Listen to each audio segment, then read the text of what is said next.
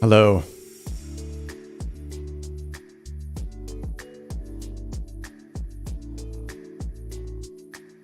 Hey, happy Saturday. This music seems perfect for well, here in LA, it's pretty sunny and nice out, so this music seems nice and cheerful, like the weather is, at least here. I have the NeoFly 4 beta going. So for anybody that's used NeoFly before, this is actually, you should get access to this. They sent out an email and a Discord announcement saying that you just need to go to a site and enter your info. If you've ever donated for the NeoFly add-ons, then they give you access to the beta. And so I'm just going to check it out. I think, as far as I know, it's just a big UI overhaul, as you can tell. If you've seen the old one, it's very much more spreadsheet looking, less images, fewer graphics and stuff. So it'll take a little bit to get used to this. I did set up my first career, so I have it in the 152 to start, which might be a little bit painful. No autopilot in that, as you guys probably know, and we'll see how it goes. So it looks like you can have 4 different profiles or more up here at the top. And then the left side here is split into all these different sections. So mission, hangar, briefing, those are the 3 main ones. Then there's the market, your career, qualifications. So if I get type rated for another plane, like a twin or a turboprop, I'll need to do the check ride in those. And then there's the log, finances, and then settings. And then here in the top right, this shows the little green Wi-Fi thing, shows it's connected to the flight sim, which I have running in the back, as you can see. And then shows my home airport. I chose Burbank, and looks like we get $5,000 to start with. And then down here in the bottom left, this is the list of missions. So you can sort them by clicking the top of these columns. I wonder why it shows NF next to each one. I don't know what else it would show besides the NeoFly icon. So we see our weight, destination, distance, and all that. And then here at the top are our filters for passengers. And it looks like it just defaults to, or it looks like it only allows you to put in filters based on your current plane. So in the 152, we can only take 1 passenger. So it doesn't even let me choose an invalid amount here, which is really nice. I think the old one, it just had some little fields where you can enter these filters, and they were kind of ambiguous. It was hard to tell if the filter was on the left or the right side of the label for the filter, and you could put in any number you wanted. So yeah, this looks already improved, so that's cool. I can decide if I want missions that have a passenger or not.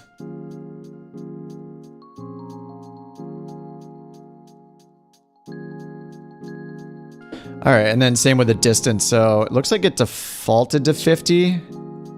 I don't know if this must change per plane since it only goes to 1,000 here, but looks like it defaulted to 50 miles. Oh, and you can just click to type in a value too right here. And same with the weight. Looks like it has a sensible limit based on the plane you're flying. Distance minimum. All right, so I'm just gonna sort by reward and get going with my first mission. I think we're already pre-endorsed to fly a single engine prop like this. So I won't have to do a check ride or anything like that right now. And then all these icons right here are mission types. So as you level up and you get qualifications and you rank up, I guess we're cadet to start, and these other ones are says minimum rank first officer. So they're turned off by default. So I guess over time, maybe you'll learn what these mean, what these icons mean, but you can hover over them. Oh, I actually noticed. Oh yeah, you do see the tooltips. Okay. Sometimes you don't see the tooltips through the stream because they're Windows tooltips, but these are custom, so we can actually see them. So it shows the details for each type of mission.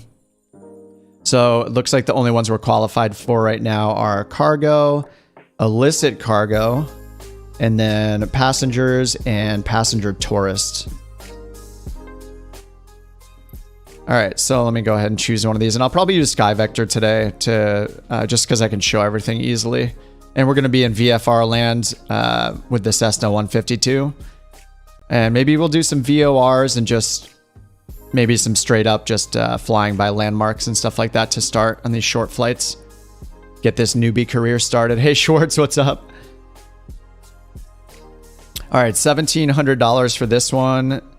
Let's see. I usually default to doing passengers. Yeah, let's start with the passenger one. This is just to bring one person 48 miles away to whatever 02 Charlie Lima is.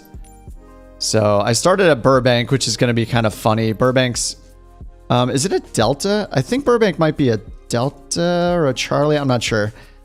Actually, I've never flown out of Burbank in the sim, so I chose somewhere a little less familiar to me. And if you want to join along for the flight, I'm flying on USA West multiplayer. Shorts, I have a little surprise for you. I got my VR back, and that means I can play Flight Sim in VR again. Nice. Wait, that's awesome. Wait, weren't you... I thought you were mostly... Weren't you playing on Xbox mostly? That's awesome, man. Congrats on getting VR. Or get your VR back up and running. I forget, did you lend it out or something? What happened? Or it was... you had to send it back in for repairs or something? All right, I'm going to start at parking right here on ramp 18. If you want to fly along in this tiny flight, I'm on USA West for multiplayer. And I have everything turned on live, or all players live traffic, live weather and time, all that stuff.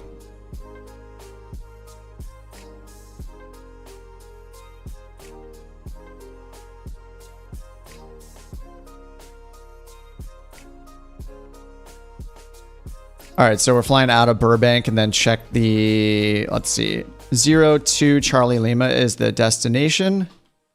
And I'll bring this up in Sky Vector next. The Conover Air Lodge, Fraser Park. All right, so this is up in the mountains up here. Which airport's nearby here? Quail Lake Sky Park. I don't know that one. Oh, you play on PC every time. Oh, Xbox 360. Okay. I have VR, but I pretty much never use it because I can only... Well, I mean, when streaming, it makes sense. I don't know, VR streaming setup is a little complicated, I think, but I can only take like an hour of VR and my brain gets kind of fried. So if especially streaming for like 2 or 3 hours at a time, I definitely, yeah, would not use VR. But yeah, it's unreal. The rare times that I use VR, I love it. So I totally get it.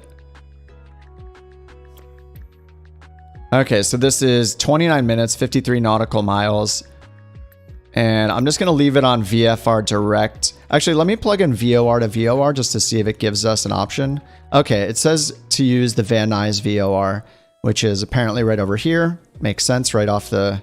It's like a little bit off the field in Van Nuys. You can actually see it right here in the satellite imagery. So we could use the Van Nuys VOR to get there, it looks like. And let me check Sky Vector to see if there's another closer one to our destination. Generally, the VORs, this VOR to VOR option here doesn't pull in too many VORs. It only really does it if it's like right on your course. So let's check Sky Vector 02 Charlie Lima. So I'm gonna go to flight plan in the top left and enter the same airport codes. Burbank 02 Charlie Lima. Oh no, it doesn't find it. 02CL, invalid airport. All right, so maybe it's been renamed or something, or maybe it's closed. All right, let me see if I can eyeball it. So what other airports are there around here? Pretty much none. The closest airport is here to the east, CL46. So CL46 is right here. So directly west of that. Yeah, it's pretty much directly west. And what do we have up here? 7R Ranch, Vosburg. And New Kayama Kayama is up here. So New Sayama, I don't know how to say that one, is up here. So between here and here, it's pretty much over here in this area right here. And yeah, I don't see... I mean, there's a few private ones up here at the top. Yeah, there's really nothing in this area. Microwave tower there. So as far as the sector altitude here, or the minimum elevation, 9,200 feet. So we're going to have to get up pretty high. What is the ceiling in the 152? 14.7. All right. This is going to be a long climb. And then just out of curiosity, I'm just going to check low altitude airways just to see, okay, it has us flying north and kind of following on the other side of the mountains here. But this terrain here near the airport on the east side, I think this is kind of this area here. Yeah, so it looks like we have to deal with like an 8400 sector, 9200 sector. Is it this one?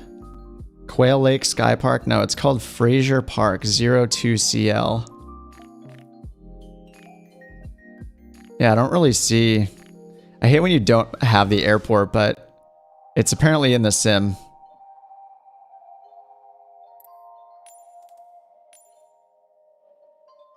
Let's take a look at the details for this VOR really quickly. If it's VOR DME, and we can find one to the northeast, I'm guessing it has DME. Let's take a look. Van Nuys, Del Monte, Whiteman, Burbank. Here's Van Nuys. Van Nuys, yeah, it's VOR DME. So at least we'll have DME on the way out from Van Nuys. And because the airport's not here in Sky Vector, I can't figure out any landmarks or VORs to use. I wouldn't know which radial to use here off of the Gorman VOR. So, I mean, I should probably just pick another flight. I'm gonna do that. I do want to do passengers though. We'll be okay with a little less money. This one's going to Santa Ana. It's only 40 miles. It's kind of funny flying from Burbank to Santa Ana in a 152, but that's where we're at in our career. Hey, Steve. Yeah, by all means, please join. Taking off from Burbank, KBUR. And it looks like we're going to go to Santa Ana, John Wayne, KSNA. I'm doing it in the 152. I'm just starting a brand new career to just try out NeoFly 4. This isn't a beta, and so the whole UI has been updated. It looks pretty nice. So far, the best thing about it, I think so far, and like using it for 10 minutes, is the filters have... they just have sensible limits on them, so I can't choose too many passengers and find invalid missions for my plane type, so that's pretty nice. Your question for this flight, should you fly in VR or normal desktop mode? I think you should fly in VR. Especially because if you're listening to me in the background, I'll be able to call out all the radials and the frequencies and stuff for the VORs, so you don't need to look anything up yourself, Schwartz. So I think VR is doable, especially, yeah, because we're going to fly, at least I'm flying in the 152. You know, you can, of course, just load up the 172 or something better, something faster, something with a G1000 or another Garmin unit in it. But to start, I'm stuck with the 152 for at least a mission here. Yeah, Steve, I'm on, make sure you hop on USA West on multiplayer. And then up here in flight conditions, make sure you have all players turned on. All right, so let's go to John Wayne then. This is going to be kind of a funny flight. Just because they're pretty big airports for a 152, so this will be fun. And then if I go VOR to VOR, okay, it's recommending the Seal Beach VOR, which is right down here near Los Alamitos. So Seal Beach VOR, I guess, is right here. You can see it on the satellite image. So we can use that as our to and from, because it's only a 44 nautical mile flight, and this area is pretty flat here. So we shouldn't have any issues with line of sight to the VOR. So we could just tune in just to the Seal Beach VOR. Something you can do actually here, what's weird is, yeah, it's not going to show it until I change the filters, but you can look up the frequency for the VOR right here in the world map if you don't want to use an external resource like Sky Vector or something like that. You just have to change the filters, which still do not save. We've had this sim almost 2 years and the filters don't save, which is, that's got to be one of the biggest quality of life things they could add to the sim, I think. But here, if I go and I turn on nav aids down here for navigation, you'll see the VOR appear as an icon. So once I do that, I can click on the VOR right here, and now we get the info. It's a VORTAC. It gives us the frequency, 115.7. And then this channel here is for the TACAN use. So if you're flying the Super Hornet, this is your channel to use it, the TACAN part of the VORTAC. So you use it kind of, it's more like I wouldn't say it's like using a VOR. TACAN's more like using an NDB almost. You can get a bearing to and from the station and distance to and from the station. It's like an NDB meets DME capability. So, but you don't choose you're not flying by radial. You're just flying by bearing to or from the station. Which I guess is the same thing. I don't know. I need to learn more about Vortex. Okay. So 115.7 is going to be our frequency, but we do need to calculate the radial we're going to fly on the way outbound to get to Santa Ana. We want to do that. Oh, there's also, yeah, we have a localizer at Santa Ana at John Wayne. Looks like we have a short and a long runway here. So we'll see what ATC gives to us. You'll DVR. Can't write you in the chat. Oh, that's fine. Do what you think is more fun. If you're down to do VOR, you should do VOR. Or sorry, you should do VR. VOR. All right, cool. I'm going to start at parking here, and then I'll go to Sky Vector, and we'll calculate our radials here. All right, so I'm in the 152 USA West at Burbank parking. Start that up. And then let me go and accept this mission here, which is this one. Looks like I just hit this button down here. Add the selected job to the selected aircraft. Okay, job added. And now it said to go to the hangar. So they made it so not only do you have this sidebar here with the navigation, all the different places you can go in the app, but up here in the top right, it gives you kind of a next button. So next we need to go to the hangar. And you can see after that, we have to go to the briefing. All right, it says there's no cargo. It'll be automatically added when you take a mission with cargo or you buy goods. So I wonder how it works for passengers. We have maintenance here. Looks like it doesn't say anything when I hover or click on it. Oh, manage motor. Okay. Oh, manage hull and manage fuel. Okay, there we go. So this is how you deal with the fuel. And I know under the settings, there's an auto fuel option. I'm going to leave it on manual for now, just so we can see what it's like to use everything in the default state. All right. And then down here, it's, wait, what? No job added to this aircraft. What's this on the left then? Hold on, what? I don't know what I just clicked. I actually thought that was going to bring me to the briefing. Let's go back to the hangar. KSNA. Job added. Okay, go to hangar. What does this button do? This looks like a go fly button. Oh, that's got a little minus sign. All right, I thought this was like, because of the giant plane icon, I thought this was like the next step, like a shortcut to the briefing or something, but there's a little tiny circle with a dash through it that means remove. If this was like a trash can, I think this should be a trash can icon because I had no idea I was deleting the mission. Yeah. Hey guys, make it a trash can icon. Okay. So insure for $1,200 a week. I guess I'll do that because I don't want to go broke if I wreck this thing. $1,250 a week and we have 5,000. So we'll make that money back just with this mission. So I might as well insure it. There goes a quarter of my money. Hey, Thai Chief. Yeah, awesome.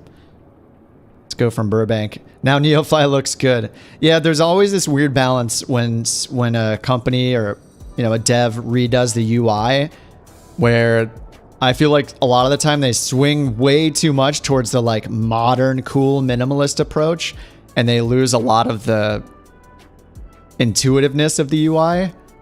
I think it could, to be frank, I think this and like On Air Company, they can only really be improved because there's such complicated pieces of software that the spreadsheet approach makes sense. Like there's just a lot going on and, a lot of right click menus.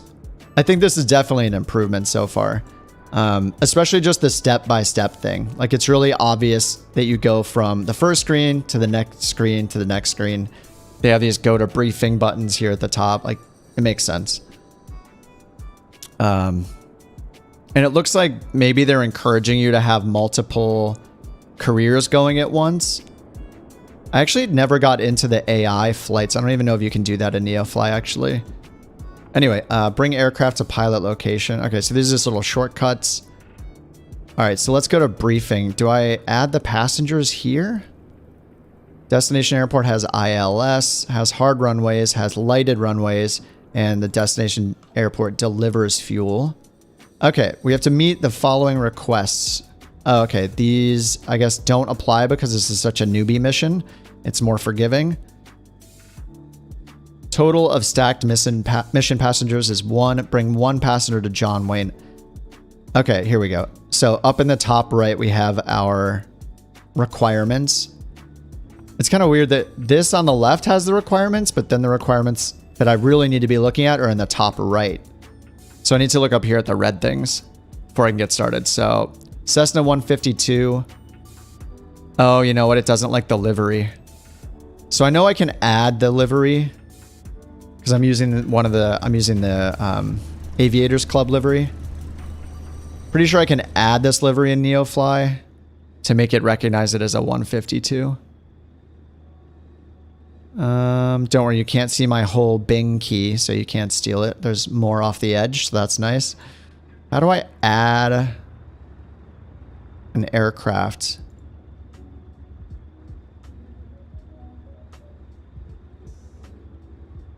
Load the Cessna 152. You know, it is a beta, so maybe they don't have that in yet. I don't see it in here.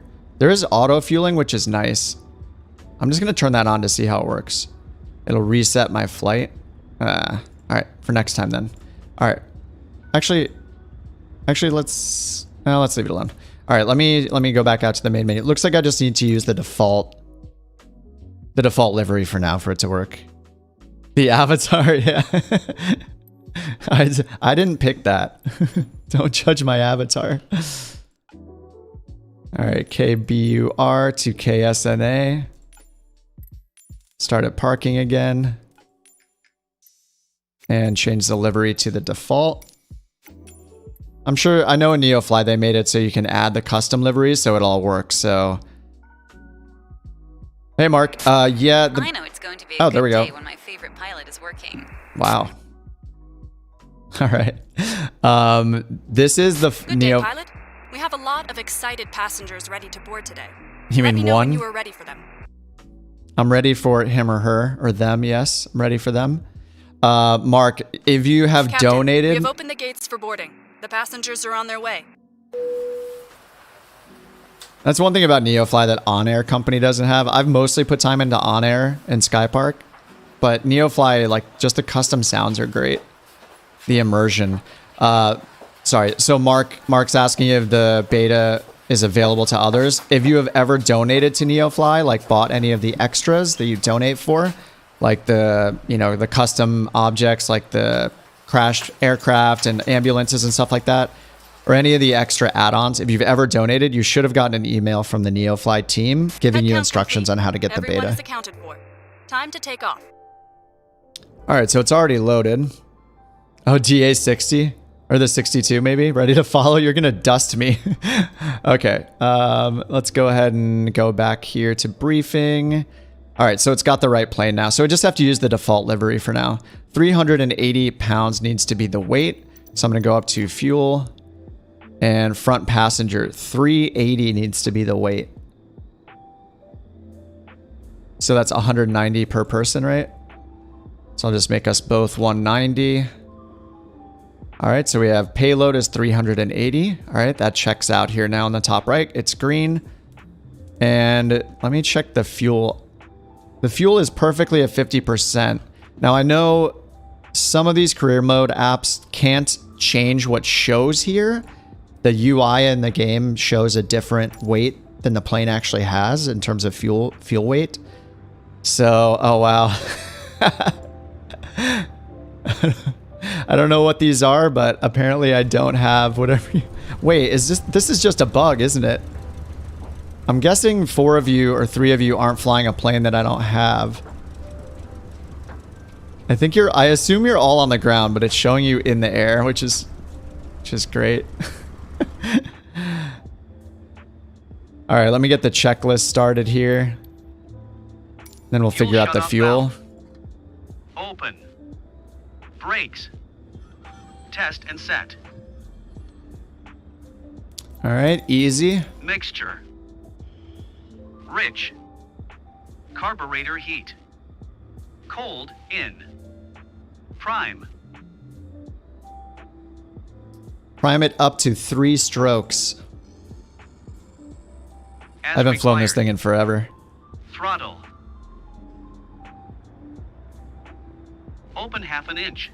Do they have the old switch. airport? Oh yeah, I might have the... Oh yeah, I think I have the custom one. Alright, master switch on. On. Ignition. Start. Throttle. You're good to go. Contact the tower for clearance. Alright, thanks NeoFly.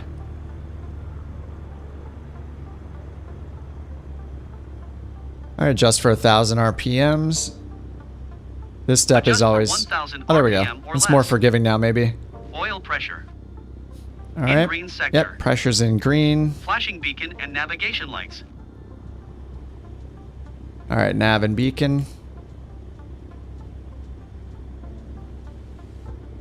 They are on. Maybe I don't need the nav On as light. required. I guess we're not moving yet. Don't really need the nav light. Parking brake. Set. Fuel shutoff valve. Before takeoff. Open. Make sure Mixture. rich, yes. Strobe on. I gotta below switch on my 3,000 Bravo feet. for that. Strobe. On. Parking brake. Release. Just gonna put that back on. Alright, normal takeoff. Carbon, throttle full, lift at 50 indicated. Alright, let's go ahead and check the ATIS. Just gonna do it here using the ATC menu. Burbank Airport Get our altimeter setting. 100 Zulu. Wind 148 at 17. Visibility 10. Sky condition, few clouds at 4,700. Alright, 4,700 feet for clouds. 24. 2.10. Altimeter 29.90. Visual runway 15 in use. Landing and departing runway 15. VFR aircraft say direction of flight. All aircraft read back hold short instructions. Alright. Advise controller on initial contact UF Golf. Alright, we got golf. So let's switch over to ground. And we're just gonna fly VFR today, so let's go over to Sky Vector. Burbank Ground Juliet Sierra X-ray 141 requesting pushback. Alright, so here Burbank to KSNA, John Wayne. Alright, this is where it gets fun with the LA airspace. I'm definitely not an expert in flying in the LA airspace, like dealing with all these overlapping Charlies, Bravos, there's some Deltas. You have all the Bravo shelves from LAX extending all around the place. What I could do is there's a LA fly map. So this makes it a lot easier if you're flying VFR. So you can just look at these routes here and just fly what it tells you. So here it just says in this area, fly above 5,000, fly below 3,500. So we're going through this way. So we take off 4,800. Contact tower on 118.7 when ready. It's a lot of ATC. Let me switch off ground real quick so we don't have to listen to all that. Alright, so if we want to use the Seal Beach VOR, that's right over here. So I'm just going to drag and drop and then choose Seal Beach VOR. And if we go back to our VFR map and just look right here, we can see the compass rose for the Seal Beach VOR. So we have north pointing right here. And then as we go left, you can see 330s right here and 300s right here. So this is 33, 32, 31. It looks like about 313 maybe. Right? 33. This would be 325, 320, and 315. So this would be a little less than 315. So I'd say about 313. So we want the 313 radial going inbound to Seal Beach VOR. And remember, when we think about VORs, we think about the course we want to fly. So in this case, we're flying to the southeast. So our heading is not going to be 313. It's going to be the reciprocal of that because we're not going to fly up and left. We're not going to fly north and west. We're going to fly southeast. So when we're flying to the VOR, it's the reciprocal of the radial. So instead of 313, we can do the +2, -2 thing. Whoops. I just locked my PC by accident. Hopefully everything's still going. So 313, the reciprocal, we take the 3, subtract 2, so we get 113. And because we subtracted, we add, so we get 131, or 133, sorry. So if I just type it, 313, 3 becomes a 1, 1 becomes a 3, 3. So our course we want to fly once we take off is going to be 133. That's the radial we want to intercept, is on an inbound course of 133. That'll put us on the 313 radial. So let's tune that in first on our nav radio. If we look for the Seal Beach frequency, here it is, Seal Beach VORTAC 115.7. I'm going to put that in my nav 1 radio right here. And we did look that up on the world map earlier. So here's 115.7. Okay, and then we're still on the ground, so that's probably why we're not going to hear anything yet. I'm going to press nav 1 so we can hear the Morse code. Sometimes it happens as soon as you lift up, as soon as you become airborne, we'll hear the nav 1 radio, the Morse code for the VOR going off. All right, so we're in 115.7. Send a pic of my setup. Oh yeah, Schwartz. Yeah, you can put it in Discord if you're in there, just so I don't have to like approve any links or whatever. So I'm just catching up on chat. Hope our cockpits won't freeze. Do they have the old airport? Oh yeah, Jay. Yeah, you guys were saying the scenery is different. Yeah, I have the custom one. Can anyone help me to set a VOR on the Xbox Series S? Yeah, is it Kaidi? Sorry if I'm saying your name wrong. Can anyone help me to set the VOR? Yeah, it matters which plane. Never worked. Okay, well, we're doing it right now, so hopefully if you're following along, this will work for you. We won't see this come alive until we get airborne, but you just do it the way I just did. So on the left is a comm radio. This is our comm 1 radio, and then nav 1. This is coupled to the top CDI right here, this instrument. And then we have communication 2, comm 2 radio, and then nav 2. This nav 2 radio is coupled to the bottom CDI right here. So you can use 2 at once. That's really useful for just redundancy's sake, or also if you're doing cross radials, so you're figuring out your position based on 2 different VORs. And for redundancy. So what you do is just dial it in using the inner and outer knobs here. And then you hit the swap button. So you change the standby frequency using the knobs. And then when you're ready to activate it, you hit the swap button and it puts it in this use section right here. So right now we're dialed into 115.7.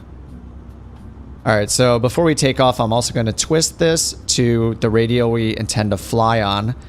So let me go over that again. This line right here that's drawn represents our course from Burbank to the Seal Beach VOR. The code for Seal Beach is SLI, Sierra Lima, India. And then the frequency is 115.7 right here. So that's where we got the frequency. Then there's the Morse code pattern that's shown. So we can identify that by listening to the Morse code pattern. And we'll do that once we take off. But because we don't hear it yet, I actually clicked nav 1 right here. This is to turn the audible part of the frequencies on or off, and you can do it not just for comm frequencies to listen to voices, but you can do it for nav frequencies, because the VOR transmits on that frequency, it transmits a Morse code pattern. You use that pattern to make sure you're on the correct, that you're using and tuned into the correct navigation aid, because there are only so many frequencies. So there are dozens potentially of other VORs that use 115.7 as their frequency. So in the case that you would pick up the unintended VOR, it would have a different Morse code pattern. That's kind of, it's like your 2-factor authentication, you know, that you use on your phone. Basically, it's a second way to verify you're on the correct thing. Not only putting in the correct frequency, but this is kind of them returning back to you like, hey, you are on Seal Beach. This is Seal Beach. And the Morse code letters here in the Morse code alphabet just spell out the identifier here, SLI. So this is S, You may know S just for SOS, right, is 3 shorts, 3 longs, 3 shorts. So that's the S, that's the L, that's the I. We'll hear that when we first take off.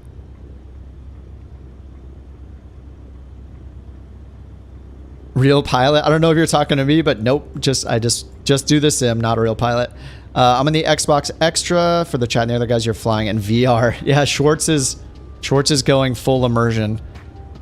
All right, so again, the magenta line, we're going from Burbank to the Seal Beach VOR first, and then we'll follow the outbound radar. I mean, we'll be able to see all this.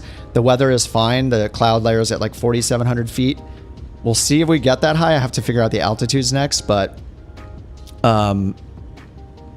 we'll probably just have it visually there, and it's only 11 miles from the Seal Beach VOR to John Wayne. This is a really short flight, but we might as well use the opportunity to use the VOR. At least on the first leg here, this first leg is 29 miles.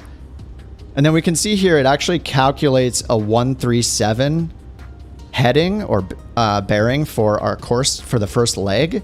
But if we look at the compass rose here, there's magnetic variation on every VOR. So this VOR pointing north isn't necessarily pointing towards magnetic north. Its magnetic north is out of date potentially, so it can vary by a few degrees. So if you want to be really accurate, it's better to use the compass rose to do our estimate rather than what SkyVector is telling us.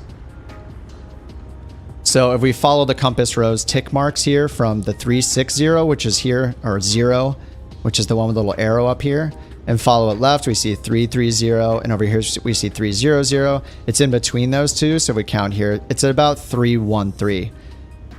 So 313 radial means that's the line coming from the VOR outward, this direction, outward, not in. Radials always go outward from the VOR. So this VOR is the 313, or this VOR's radial right here is the 313 radial. We're not going to fly a heading or a course of 313 because that's flying mostly north, right? We're coming south. So in this case, when you're flying inbound, whenever you're flying inbound, you're going to be flying on the reciprocal course of the radial number. So the radial number is 313. The reciprocal of that is 133, the one on the exact opposite side. So we're going to dial in 133 for our radial here. And we do that using the OBS knob. So I'm just going to roll this around to 133. So here's 13. This can be a little weird with like parallax effect, you know, like if you look at this from this side, it looks like it's a little past the tick mark. If you look at it from here, it looks like it's a little before the tick mark. So I try to look right on. So this is 13, and then I'm going to click it 1, 2, 3 more times. So that should be the 133 radial right there.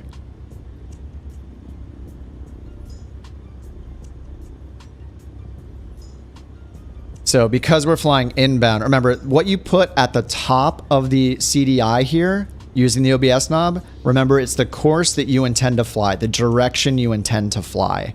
Since we're flying southeast, this makes sense, right? It's between south and east. If we put in the radial we found, 313, we put in 313 at the top, we look, that's between north and west. We're not flying northwest, right? We're flying southeast, so it's reciprocal. So 313 is the radial we'll be on, but we're flying southeast. We're flying 133. All right, so again, this isn't lit up with a to or a from flag or anything, and the needle's all centered. It looks kind of dead, and that's because it won't be active until we take off. But we are dialed into the correct frequency here, 115.7, right there. And I already pre-pressed the nav 1 button, so we're going to be able to hear the Morse code come in as soon as we're ready. So that'll happen pretty much as soon as we take off. All right, we already set our altimeter. Let's just assume the ATIS hasn't changed. We would probably check it again right now realistically, but let's just assume it's fine. And when we depart, we're going to be departing to the southeast. So when we choose our taxi here, I think they said runway 13 or 15 was active. It was a south heading for the runway. So we're going to say depart south, and they'll give us our taxi info. So our barometer, or our barometric pressure is set here. And I think that's about it. So we just need to figure out altitudes. This is pretty complicated. I'm definitely not an expert in navigating the LA airspace, There is this fly chart though, this variation that gives us some more obvious hints. So here it looks like we need to be between 5,000 and 10,000 through this part of the LAX Bravo airspace. All these different blue lines represent different shelves of the airspace, and they each have different altitude restrictions. So we need to be below the top number and above the bottom number. So in this case, we need to be between 10 and 5,000. And then this next shelf is 2,500 to 10,000. So we get a little more space there. We have 2,500 more feet we can descend. And then through these again, 2,000, 2,500. Oh, sorry, I'm saying it the opposite way. Sorry. In between is where we cannot be. So we need to be below 2,500. I'm saying it the opposite way. So that's why they have these routes here where they're showing you if you go this area where this thick blue line is and stay above 5,000 feet, you're good to go. And it shows a direction on there too. So some of them only go one direction. So this one's saying if you're flying north here, stay below 3,500 and you're good. And you can see the shelves here are between 10 and 4. So we're saying below that shelf, below 4,000 feet. And then here around like San Gabriel, around this airport right here, EMT, I think this is El Monte, 2,400. You have to be above 2,400 to stay out of that airspace. For that Delta airspace there. Okay. So let's just figure it out. If we fly through here, so we need to be below 5,000 here. Then we need to be below 2,500 here. Below 2,000 here. Or above 10,000. And we're in the 152. So for us to be above 10,000 feet, I mean, we're going to have to do like a box pattern around this airport for like 20 minutes to get to 10,000 feet. So for us, like we would... You know, I'm just going to use the VOR. Realistically, we would fly away from this airspace. We'd probably fly on these flyways up here and then this one or something. I'm sure I'll make some mistakes here. But it looks like to get through here, we need to stay below like 1,500 feet, or below 2,000 feet. So like 1,500 feet or so. And then down here, yeah, we're... Down here, the problem is we're going to be flying through Long Beach airspace if we're at 1,500 feet. Is this low-key the Pelican? The 152? So I think, yeah, all this aerospace stuff, there are all the rules to follow. I don't know. I feel like I want to play with the VOR, and I chose this as my starting point, so... I don't really want to redo the whole flight plan, so I might just break the rules and just fly at a static altitude. And I mean, we could also, the other option that's not realistic is for us to ask to transition the Bravo airspace. Generally, there's no way they would let a 152 give us clearance through the Bravo airspace, but in the sim, I think it will probably just give us clearance through the Bravo when we ask just by default, so we could just do that. That would really be the easiest.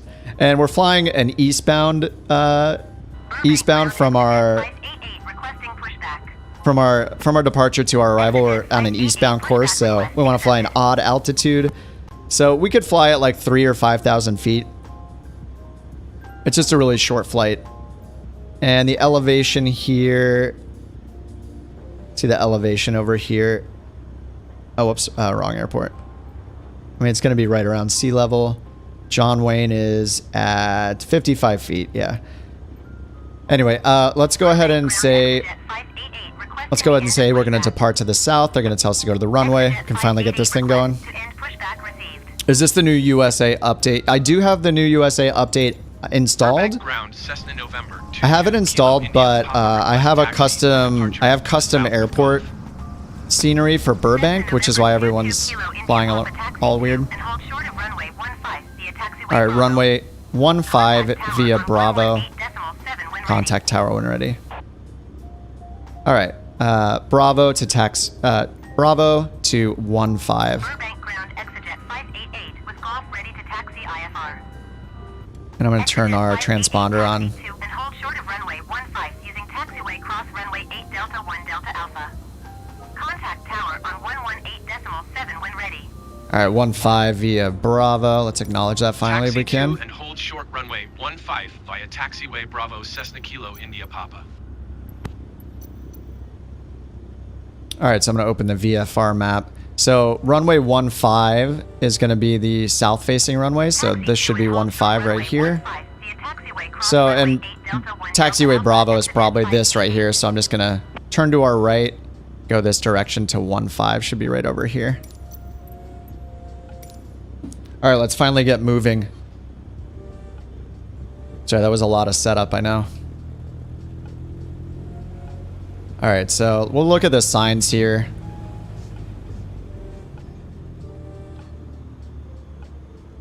See if we get taxiway Bravo on these signs.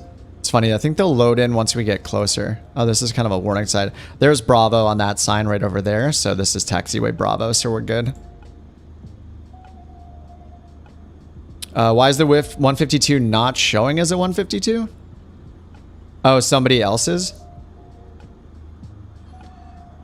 It should show up since they're all stock planes.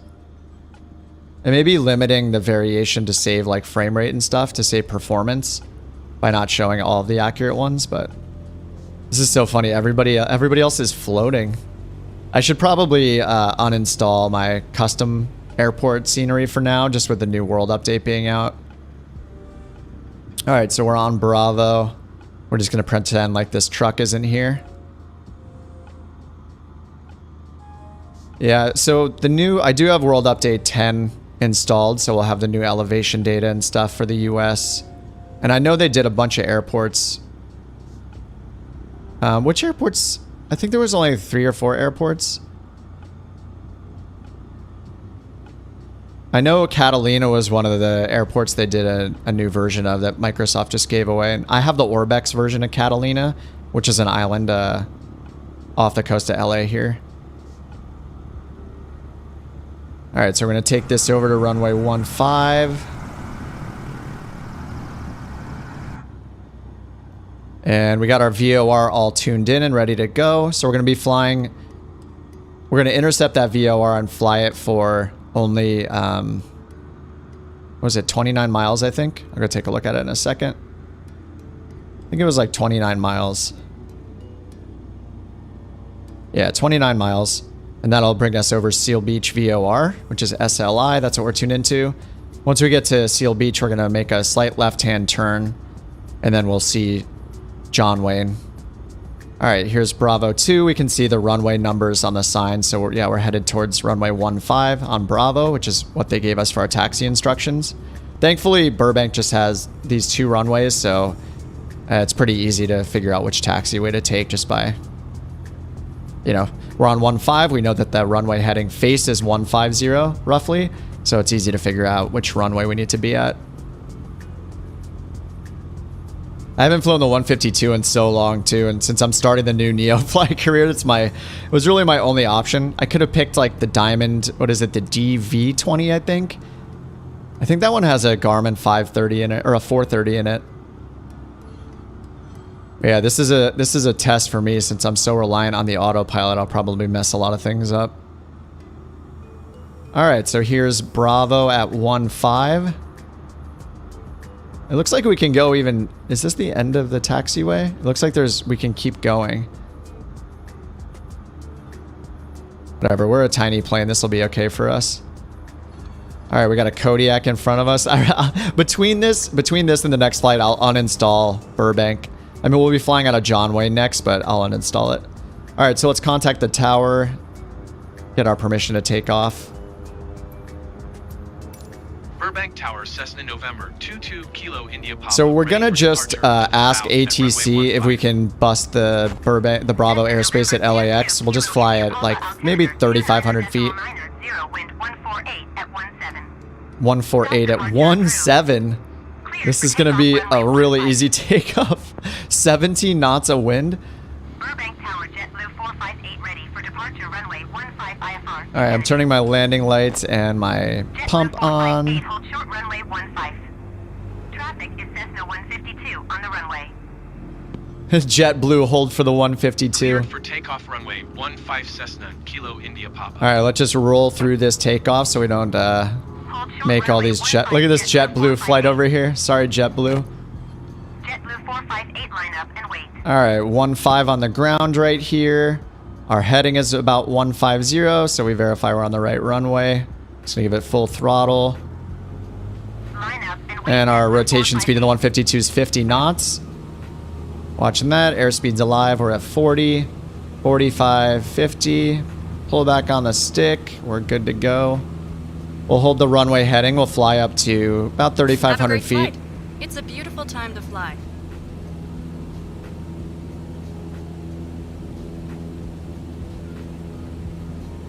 Alright, and trimming up a bit. I didn't look up the VY. I know in the best rate of climb in the 152 is about 74 knots, so it's probably similar.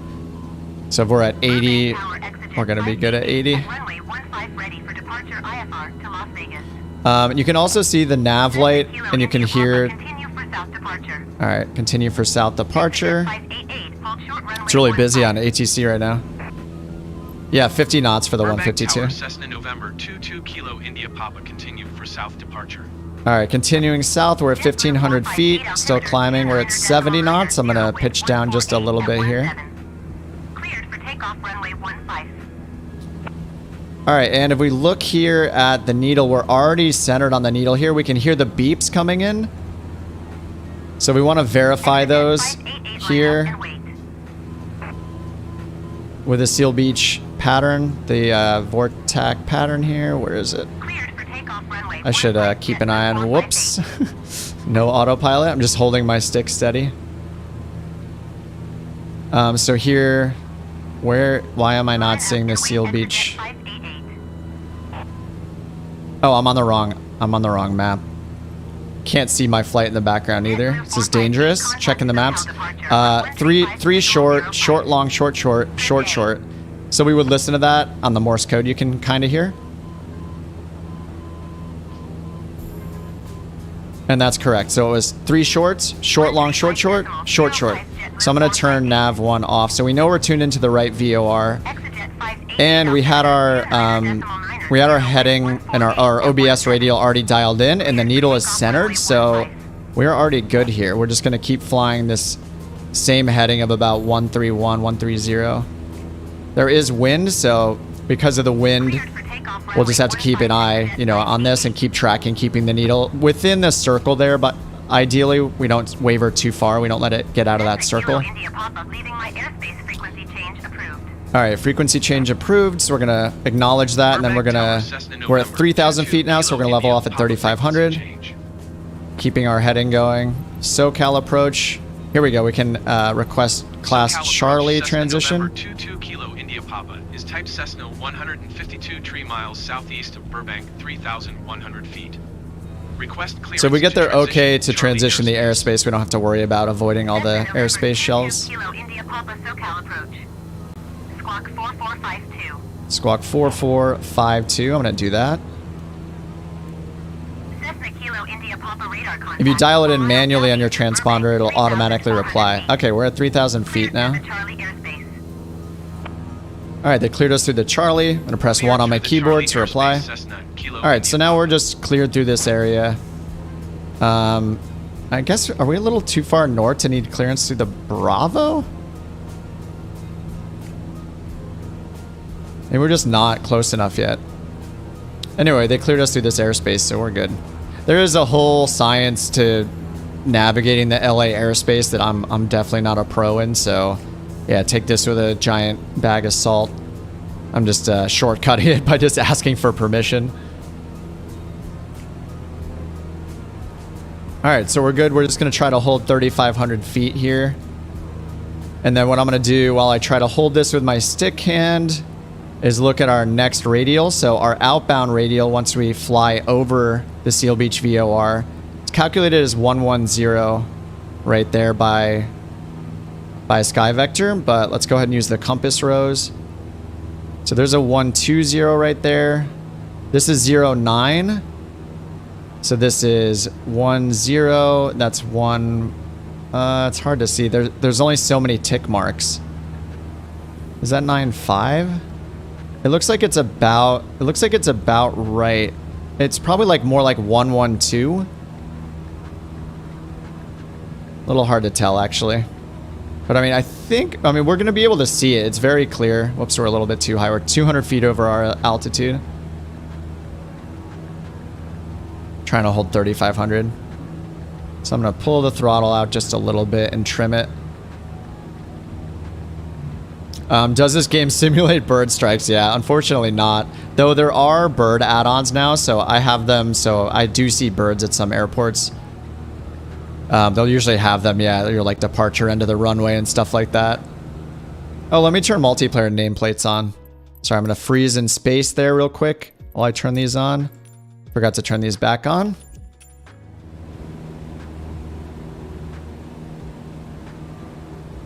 All right, we're still a little bit too high, so I'm just going to pull a little throttle out.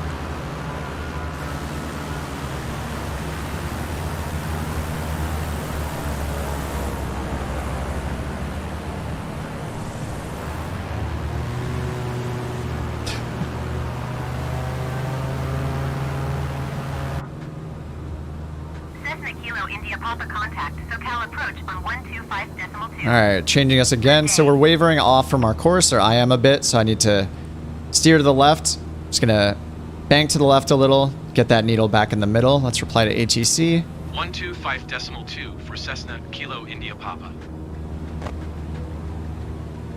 So here, if you look at the readings, so we're between 1.5 and 1.2.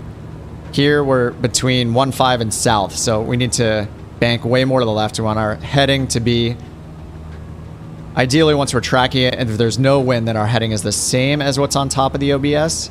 So we need to steer left of that, where that yellow dot basically is, that yellow arrow. So I'm going to steer towards 120 right now to pull that needle back into the middle, fly towards the needle. All right, contact SoCal approach. Let's see if they give us the Bravo. Kilo India Papa 3,800. Transition the Bravo now. Cessna November 22 Kilo India. Actually, since we cleared the Charlie, I mean, we're on flight following. Like, they're going to coordinate all this for us anyway. All right, 299er1. So we're at 299er0. So I'm going to tick that up 1 so our altitude's accurate again. We're losing a little altitude, get back to 3,500 feet.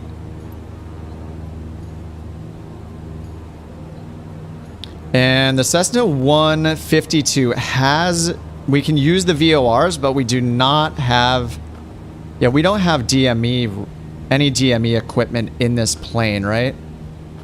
Yeah, I don't think we do. So even though the VOR has DME capabilities, which is distance measuring equipment, so it tells us how far from the VOR we are, even though it has that capability, we do not have equipment in the 152 for that. So we don't get the distance info. All we get is the radial. We can fly on the radials. All right, there we're at 3,500. And we need to fly left a bit more towards the east to catch up to this needle. You can see the needle is not centered. It's a little bit left, almost outside of that little circle in the middle. All right, now it's coming back in, so we're gonna go roll out to the right a little bit. Just want to keep our heading between the 12 and the 15, basically. You know, we have 120 and 150. Our heading here for the radial we want to fly is 133. So between 12 and 15. So just eyeballing this, I just want to, in general, make sure that once we're tracking it, so the needle's centered now, want to keep that heading between 12 and 15.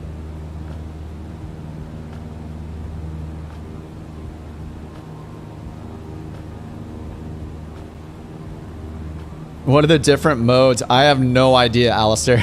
I think I've looked them up before, but I have not really flown using ADF before.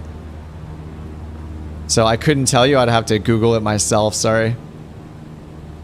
All right, so we're tracking that needle, tracking that radial, and we won't know until we get to it because we don't have DME. The only way we're gonna be sure, the only way we're for sure gonna know that we are passing the VOR is when the needle swings far to the side and then switches to a from flag, and then the needle swings back into the middle.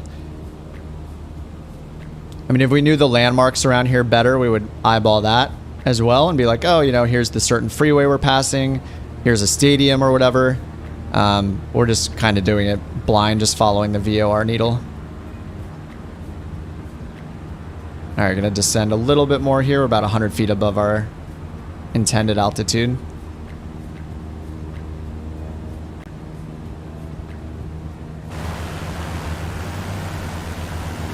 Someone is flying inverted right behind us.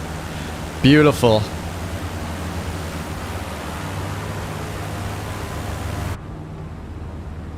There's Thai Chief.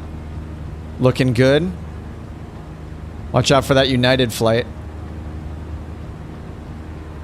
Hey, Loris, thanks a lot. Thanks for joining on the stream. We got a United flight about to pass us right here.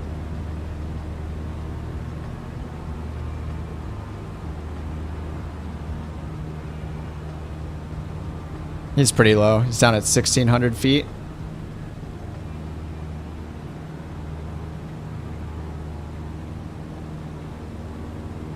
All right, needle's still in the middle here. We're holding about 3,500 pretty well. I'm just pulling my throttle out just a little bit to go down just a little. But I'm kind of all trimmed out right here. All right, I need to fly a little more to the left. You can see the wind's basically pushing me to the right a bit. So I need to keep compensating here. I need to turn left back towards a 120 heading to pull that needle back in. But our altitude's holding really well right now. Trimmed out really nicely. A combination between, you know, your power setting and your trim, you can find a really nice, like a sweet spot there where you don't really have to do anything. So my hand is off the stick right now. I'm just going to push it to the left a little bit, get us back towards 120 for a minute to pull the needle back in. And let's see, if I go over to NeoFly, I haven't checked NeoFly for a bit. Yeah, we're off this blue line in NeoFly just because we're not flying a direct route. We're flying a little bit to the west of it to go to the Seal Beach VOR. Then we're going to make a left-hand turn once we hit the VOR to go to John Wayne. All right, we're a little under our altitude, so now I'm just adding a tiny bit of power. Not messing with the trim. Oh, I didn't hear what he said. Oh, he's switching us off to another controller here. Alright, just going to use this instead of manually tuning it. Contact SoCal. Normally we should, realistically, we would wait.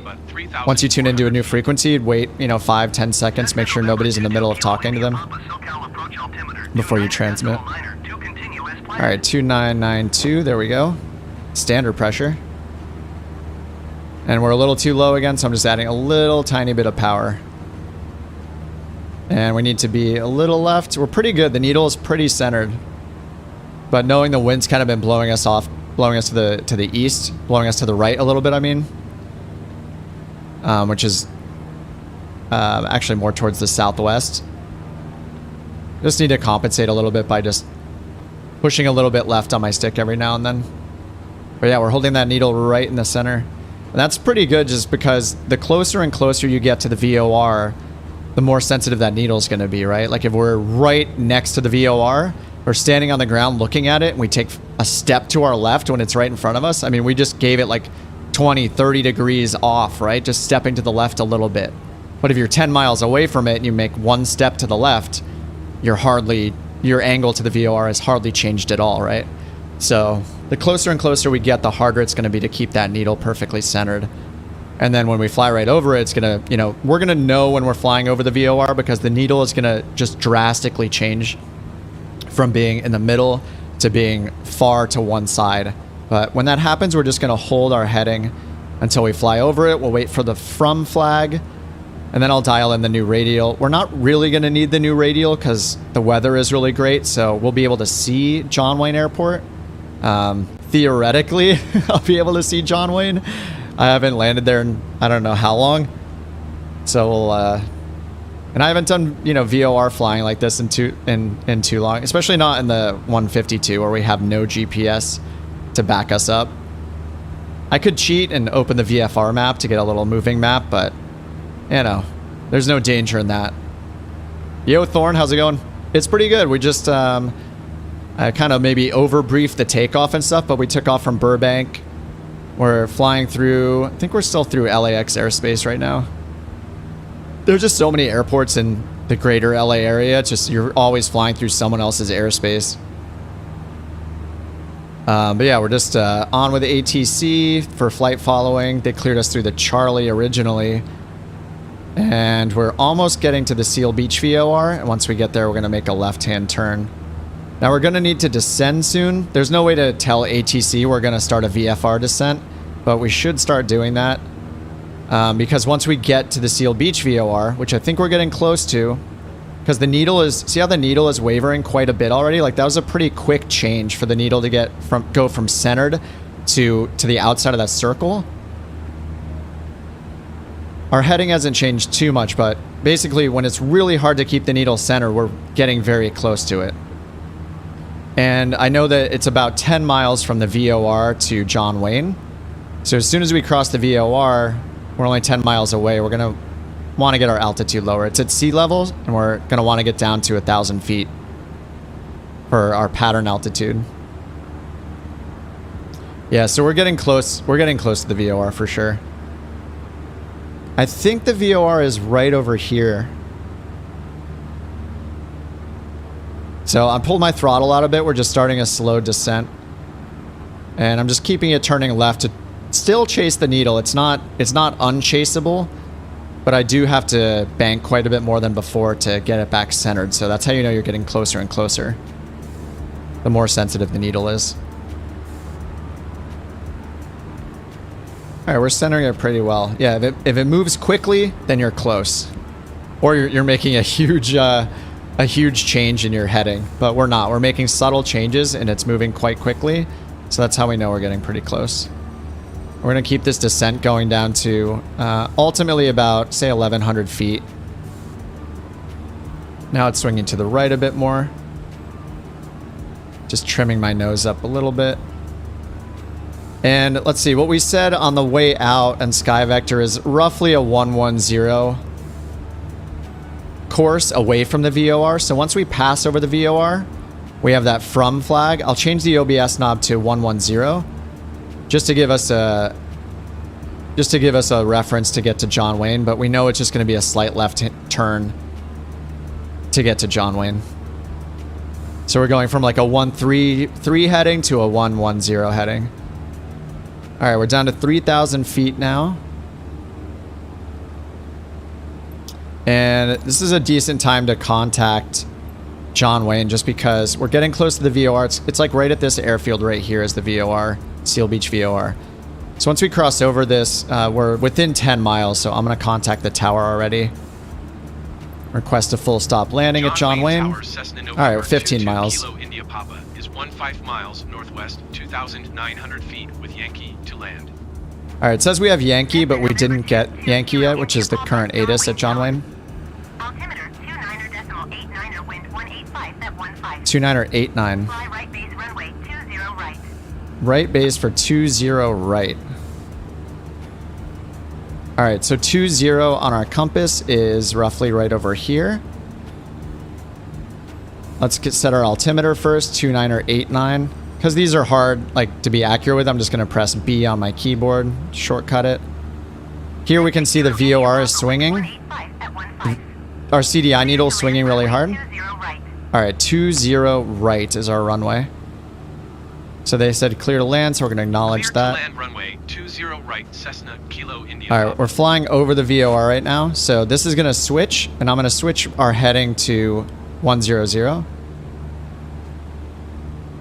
The VOR is here at this airfield. It's like right down here below us, somewhere in here. Maybe even right there. All right, so we still have 10 miles to go from here. We know it's a left-hand turn, so I'm starting a little left-hand turn here. 2,500 feet. We need to get down to 1,000 for our pattern. Right base, so that's right turns for runway. What was it, 20 right? 20 right, clear to land.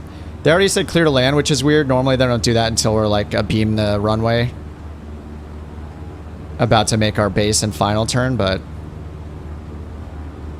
All right, we're still waiting for the from flag here on the VOR.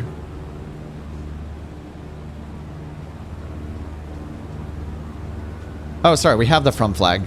There we go. I'm dumb. All right, let's turn this to 010.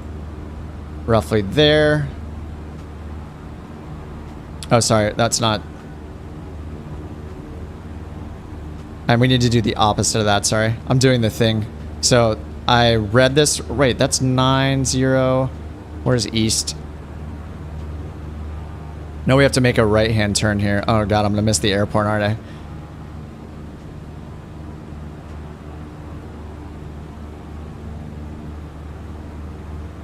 Alright, we're gonna just turn out to that direction anyway. There, okay, we got the from flag now. Okay, yeah. I was like, I definitely put that in right. 110, we have the from flag. But we need to turn left and catch that needle again. Again, we're pretty close, but I've just been wavering to the right a bit. So we're just off that needle. And we're still descending. Need to get the airport in sight. This is so much harder without GPS. So I'm just going to keep turning it around. So because we want a 110 heading, so that's roughly, you know, 10 degrees to the right of east on the compass, 10 degrees greater than east.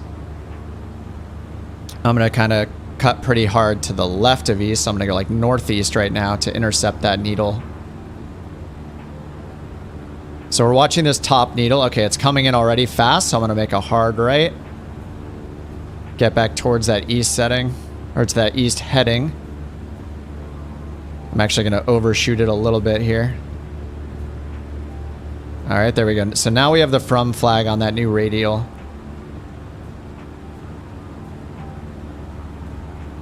Alright, now I'm a little to the right of the heading we need to be on, so I'm pulling the needle back in, just chasing the needle. Remember, this represents a 110 course that we want to be on from the VOR. So now that I've got the needle, we can fly about 110. So now they're coordinated here, so we have 110 dialed in here, so just one tick mark greater than east. Down here, we're flying one tick mark greater than east. So our heading and our intended course, they're lined up, but because of the wind and because of just, you know, wavering a little left and right while flying, we need to chase the needle. Because the needle is so, because the VOR is so close to us, we're just within a few miles of it. This is really sensitive, so it's harder and harder to track it accurately the closer you are to it. No, I'm not a real pilot. Words. I just play the sim. My partner flies. She's been working on her instrument rating recently, so she's been flying for a few years. I've gone with her a few times, and I started learning the sim and setting it up when she started flying, and I just really like it. It's really challenging and kind of nerdy. Like, I like all the procedures and the systems involved. So, yeah, I've just been simming for about 2 years, but it's really fun. I like the technical parts of it. I don't really intend on flying myself. It kind of freaks me out a little bit. Flying alongside Kip must be fun. I can help out a little bit, but I mean, you know, she actually flies, so I'm very cautious about trying to help out. Like, I'll look up some stuff on ForeFlight for her, because I'm pretty familiar with ForeFlight now, but... Alright, I haven't been looking for the airport, so we should be nearing it. We don't have DME, so it's a bit harder. So I actually don't know where John Wayne is. Are we may have passed the airport already while I'm sitting here talking in chat and paying half attention, and there's just so much to look at in LA. Hey Snaky, how's it going? I see Subdued Rat. Subdued is getting pretty low here. Maybe he's spotted the airport. And our runway, they assign, I think that's it off to the right. Our runway. Oh, I know, it can't be off to the right, can it? Because it's either behind us or to the left. They gave us runway 20 right. I have no idea where the airport is right now.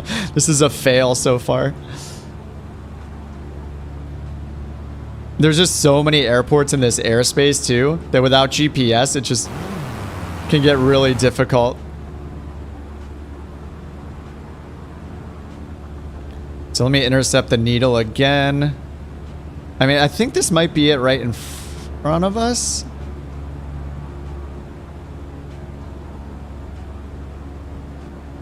This might be it over in this area. I mean, that would line up with our needle, so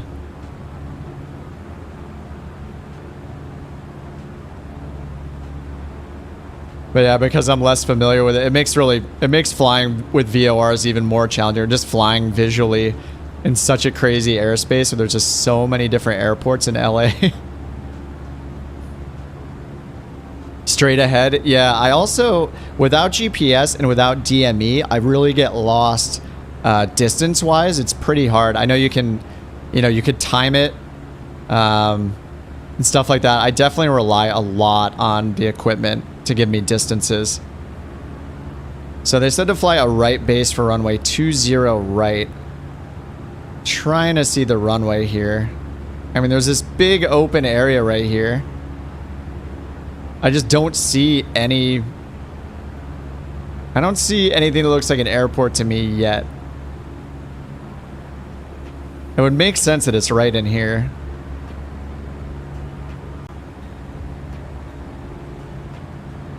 Airport's at my 2 o'clock. Oh, it is right here. Nice, nice. See, I'd be lost without you guys. All right, we're almost at 1,000 feet. We need to be a little bit lower than that. We should be descending from 1,000 feet right now. So we're basically making a really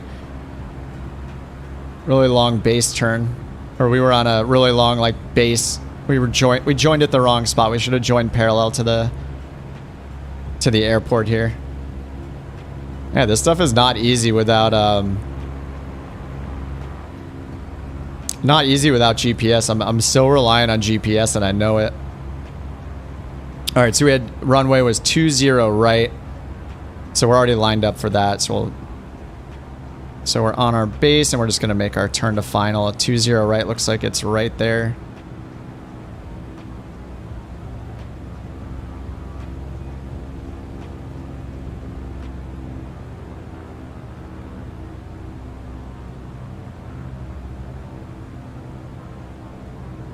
All right, we're still at 1,000 feet, so I'm going to cut a lot of power here. And we're going 100 knots, so I'm going to have to chop and drop a little bit. The big buildings you were seeing were blimp hangars. Oh, nice.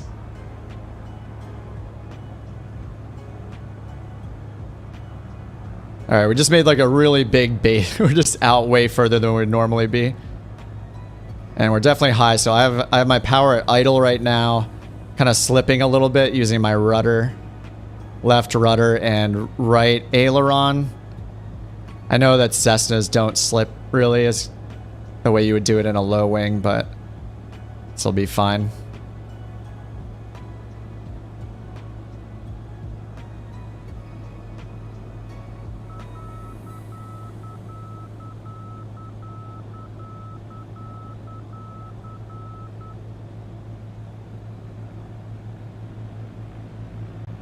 We're going very fast, but thankfully this is going to be a really long runway for us.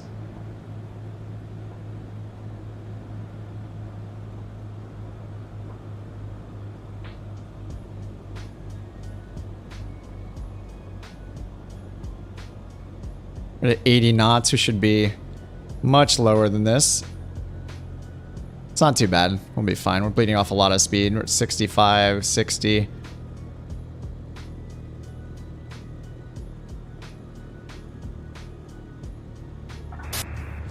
That landing. Ace. Man, I got so disoriented. Yeah, I rely way too much.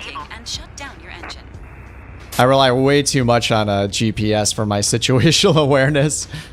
I mean, LA airspace is really intimidating. I don't even fly in LA that much, especially in, yeah, I'll fly along the coast more to the north, but man, LA is just, there's so much going on. Cessna Kilo India Papa contact ground on 120.8. How quickly can I earn enough money in NeoFly to get me a GPS? Get me a plane with some GPS in it. Alright, landing lights off. Fuel pump is off. Parking brakes on. Strobe is on. Landing light off. Taxi light on. Okay. Knowledge handoff. Yes. Going to 120.8 Cessna Kilo India Papa. Alright, John Wayne ground. We don't really care where they tell us to park, but I'm just gonna request a taxi to parking anyway. November 22 Kilo India Papa taxi to parking. Cessna November 22 Kilo India Papa taxi to general aviation parking in taxiway Golf Bravo. Oh, hey, you can hear the Super Hornets buzzing the tower as usual. Taxiing to general When I was reading aviation about parking, people, flying taxi I was Golf reading the Bravo forums a 70 bit Kilo about Papa. some people upset about the addition of the Halo Pelican, and if you have multiplayer on, I mean, you're sitting in an airport, any major airport, somebody's buzzing the tower with a Super Hornet. They've been doing it for months, and you know, there's already unrealistic things happening whenever you have multiplayer on, regardless of a spaceship being added to the game, so to the sim. So, oh, there's that Kodiak. Man, the Kodiak looks so good. Maybe we'll work up to have the Kodiak in NeoFly. That would be great to fly. All right, we'll just park next to this fighter jet here.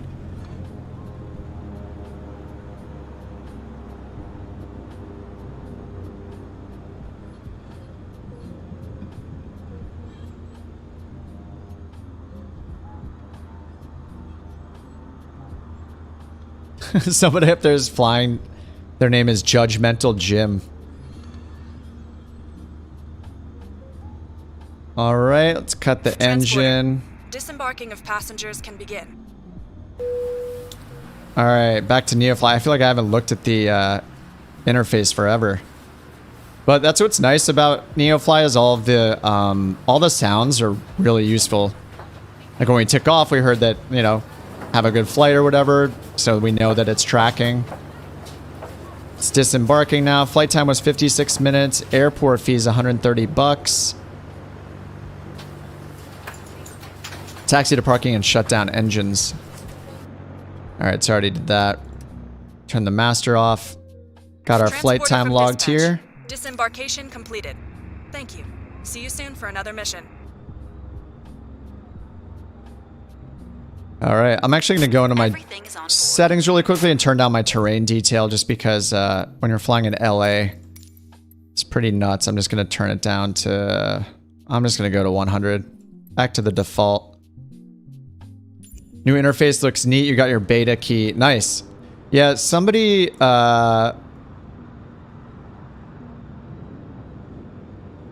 Snakey, you were asking in Discord, yeah, if you can transfer your account, transfer your progress, and I don't know the answer to that.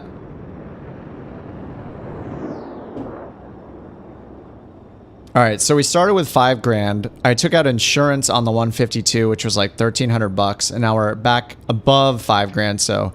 So far, our net profit, our net increase in our net worth is $114. Feels good. Now, oh man, I'm so bad at flying the 152. I know there's a lot going on. LA airspace, no GPS, talking to chat. I have so many excuses, but at the same time, I feel like I should be better. Now, I know in the other NeoFly, you could just take out a loan right away. Oh, they said no, that you can't transfer it. That's interesting because, well, I mean, they must have made some significant changes internally too, not just in the UI. If you can't transfer the account, transfer your progress. That's yeah, I would be a bit bummed out. I mean, if you've been flying on NeoFly for like a year and you're going to lose all your progress, that's pretty frustrating. That is one of the reasons that I have used On-Air Company for so long, is just because it is all backed up on the interwebs in the clouds. So I know that, you know, I switched from Windows 10 to Windows 11, like, I think it was the end of last year maybe, or earlier this year. And, you know, I had no worry at all about losing any of my progress in NeoFly because I know it's all stored on their servers. That is something that, you know, with Skypark and NeoFly, that's a risk, is your data.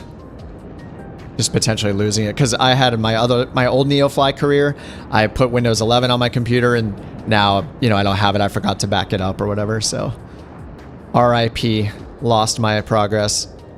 But I think for that reason, that's why I mostly use On-Air. But NeoFly, of course, it's cheaper. It's free to start with optional add-ons that you pay for. And it does have the best variety of missions, like all the different mission types, like the VIP stuff and, yeah, banner towing. Oh, yeah, the parachute missions. Like, they have all sorts of cool mission types, so it has a leg up there for sure. All right, so we're all shut down here. Let's find a new mission. Let me see if I can get a different plane, because I'm so bad at feel so bad flying this, that I'm so bad at flying it without GPS. Let's check the finance area. Yeah, so there are loans. So here are the loans now at the bottom. Hey, Claudio. No, unfortunately, there aren't any career mods for the Xbox just because all of these run as separate programs on the PC. The only way for one of these to be in the Xbox version of Flight Sim would be is if it was available in the marketplace, and there aren't any yet. I really hope we see one in the future because, yeah, this is really it's a huge motivator to keep flying in the sim. Like for me, I'm not good at playing sandbox style games where you have to decide what your next objective is. These, you know, NeoFly and these career mode apps, they make it really just much easier to stick with it and have goals. So how do I take... Oh, I just click the button to take one of these loans out, I guess. So there's $50,000, $500,000, and I think... Let me check the airport or aircraft market. So let's see. There's cost. Yeah, there's no renting of planes, right? You only purchase planes. So there's a Grand Caravan here. Contains a forbidden character. Rename it in the database. Huh. Price per owning. Price per flight hour. Deposit 118,000. Whoa, it's $1.8 million for a Grand Caravan. I would be happy with just a 172. But it looks like here at this airport, these are the only planes available, right? Yeah, there aren't any other... Oh. Well, what just happened? Oh, wow, there's a ton all of a sudden. What the heck? I just scrolled my mouse wheel and all of these other planes showed up. All right. Let's sort by cost. So there's a Shock Ultra. Okay, these are mostly the starter planes. Flight Design CTSL. There's a 152. At least with the 172, we can also hold some more passengers, right? 172 Classic Xbox. 3 passengers, 867 pounds, 640 range. So 185,000 to get a 172.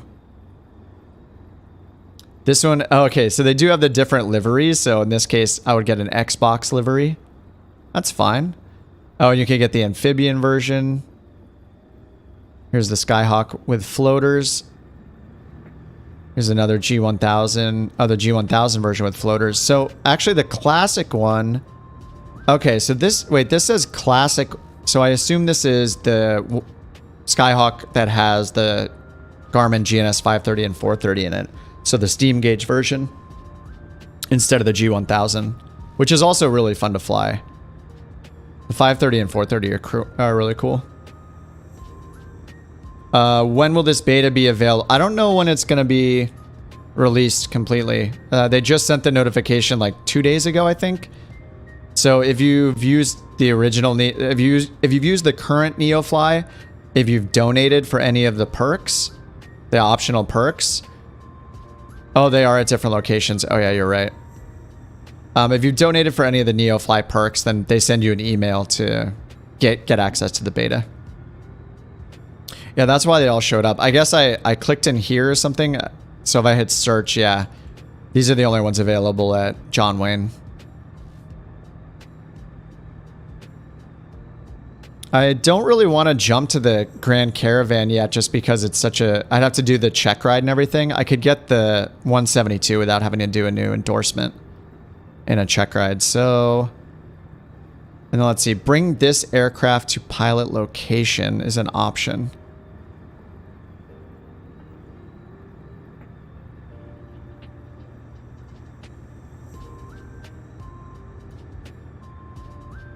So wait, if I buy any aircraft, it seems like maybe I could hit that button to just teleport that plane to my current location.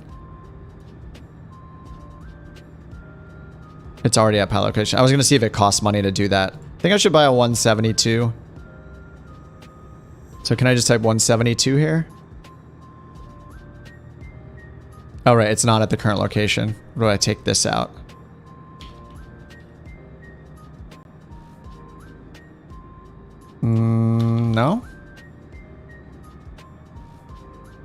Keep getting this error message about the Grand Caravan. How do I search all airports for 172s?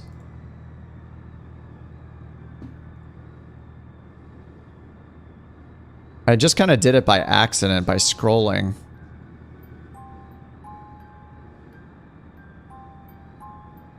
Okay. Let me find one of the 172s and just look at which airport it's at.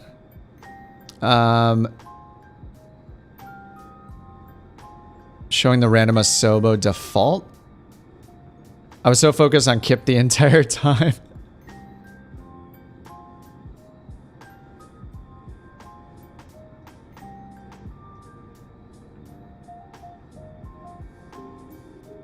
Let me see. All right, sorry guys. I'm sorry. This is taking forever. Let me find the 172. I kind of want to do the steam gauge one. It says classic on that one Xbox 172, so maybe that is the steam gauge. I can use the 530 and the 430. But the problem with that is just not, I don't know, I guess there are a decent amount of planes that use a 530 and a 430. There's a bunch of third-party planes that use them too.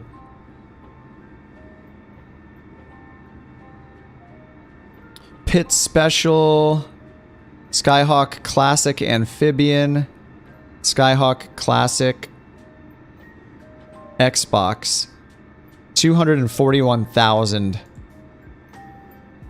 So finance, I would need a 500K loan is my only option, I guess. I don't have the rank to take the loan. No.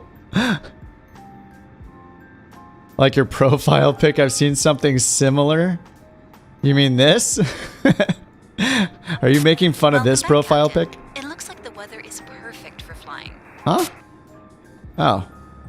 Alright, just welcome me. I guess I have to do more. I can't take a loan out yet.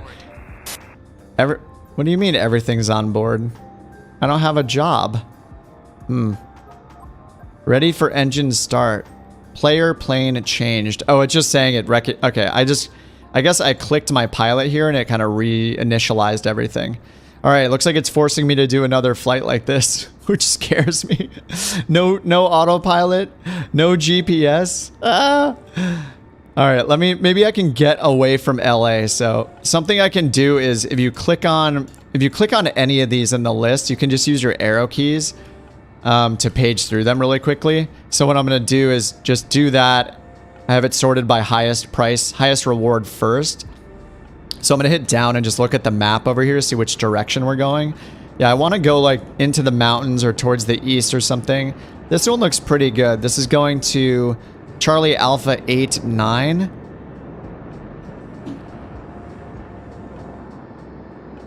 And it's 1,900 bucks to transport 425 pounds of cargo. Why is there an exclamation? Not enough remaining cargo capacity. Oh, because I have too much fuel? It didn't change our fuel, did it? The one thing I'm confused about so far is adding fuel to the plane. Yeah, okay, here's the fuel down here. Okay, yeah, 63 pounds. So we don't even have half a tank of fuel. And this is 425 pounds. Let's do less, I guess. Santa Monica. I kind of want to fly away from the LA airspace. I just want to fly like along down south, like through the southern US would be fun. Let's see. This one goes to the east as well. 208 pounds and 1 passenger. It says that I'm able to fly it. 27 nautical miles. That's pretty close. Avatar is looking like Buddy the Elf. Please send the app. I mean, you can get NeoFly for free. The beta, right now, the beta is available to people that have donated for like the add-on perks, like the extra features. So if you get one of the like $5 donations, I assume they'll give you access. I'm not sure. They've given everybody that's donated in the past access. Now, whether you can go and get NeoFly right now and donate today and get the beta, I'm not sure the answer to that. I would hope so. Kip and everyone else who's flying and watching here, was a great flight for me. A really cool experience. I'll go play some Arma. Nice. Good luck. Good luck with Arma. That's hardcore. All right, Schwartz, take it easy. Is there any of these career add-ons you can configure to only use third-party airports? I mean, most of them, I don't think you can configure them to only show third-party airports, but if you know the few airports that you want to fly to that you have, you know, new scenery for, you could just put those in as your destination or your origin and search for missions that go to that specific airport. Other than that, I don't think you can just like tell it only use third-party airports. There'd probably be too few flights available. But yeah, if you want to filter it that way, I don't think NeoFly has a way to filter by destination airport. Skypark does, and On Air, both of those have the ability to choose like, I want to go to this specific airport as part of your mission criteria. But at NeoFly, I think it's just this list here. I don't think there's a way to filter. I mean, what you could do is just change the max destination like this to get the biggest list and just sort by the destination and scroll through the list and find the airport code of the one you want to fly to. The app is NeoFly, so it's linked in the video description. It's just neofly.net. It's free for a PC. But I'm showing the beta. This is an upcoming UI refresh of the whole interface here. All right, I'm gonna raise my distance max here just a little bit. See if we can fly further away. That's pretty far. CA89 at 1,200 foot runway, 3,000 or 1,200 feet in elevation. Longest runway 3,000. 1,900 bucks, 28 nautical miles, transporting 400. Oh, we can't do this one, right? Not enough. I think the first thing I should do is, well, so this is, we're getting into fuel management already, where I have to decide, you know, the trade-off between having more capacity for my payload for passengers and cargo versus how much fuel I have on board, which will obviously limit how far we can go. So it looks like it does it automatically. Like if I choose this mission that I'm taking 400 pounds of cargo, it's telling me I can't do it because I don't have enough capacity. I have a certain amount of fuel. If I add 405 pounds of cargo, it's too much. So it's saying I can't do this. So this one's only 225 pounds to Santa Monica. And we could fly up the coast of California, I guess, if we want to go west. We're just kind of in the thick of it here. So I either want to fly, yeah, southeast or northwest. I don't know. It's been too long. Let's just do the Santa Monica one here. So let's go from John Wayne to Santa Monica. Is that? Yeah, that'll be fine. Let's go land at Santa Monica. And then the next one, let's fly up the coast a bit if we can. I basically need to do enough missions to get money to up my rank so I can take out a loan with the bank to get a better plane, or, you know, a plane with more capability, like a plane with autopilot, a plane with GPS, a turboprop, whatever. All right, so 225 pounds of clothes to Santa Monica. So I'll add that job. Hello, transporter. Your cargo is waiting for you in the parking. All right, we're gonna get the plane started back up using the checklist. Transporter So I'm gonna reset them. Loading cargo. Please stand by. Mixture rich. I'm doing the auto completion on these now. You can get these auto completions if you go into assistant settings. It's under the piloting section. You just turn on assisted checklist. That's what gives you these buttons.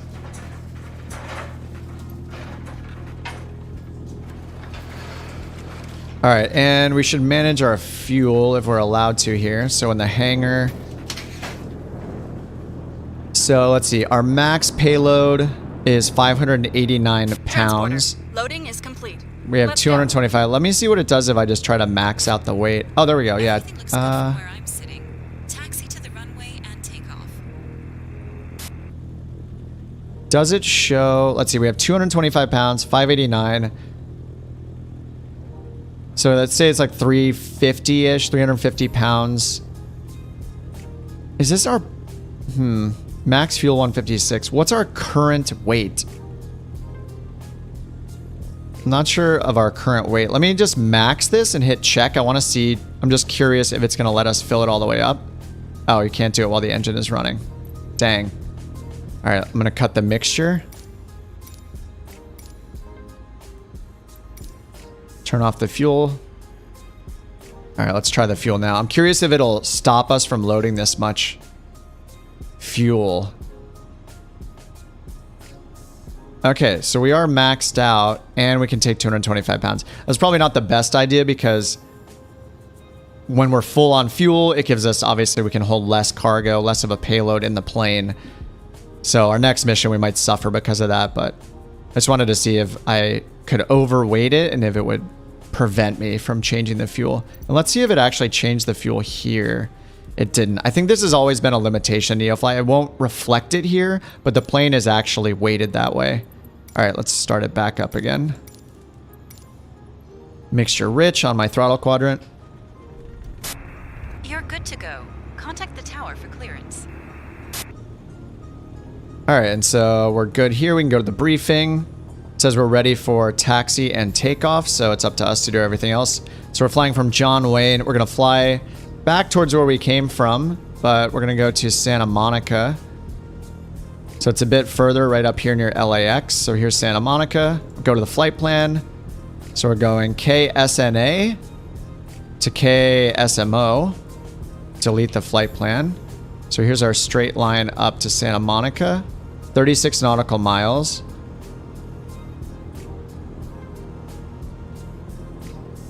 Put that in the chat. All right, so it's 36 nautical miles, and we can find a VOR to follow. It looks like Seal Beach is going to be our VOR again.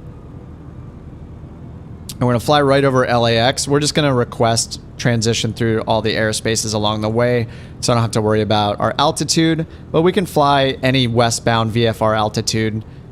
So we could do like, 2,500, 4,500, 6,500. All the even numbers of thousands with a 500 tacked on the end.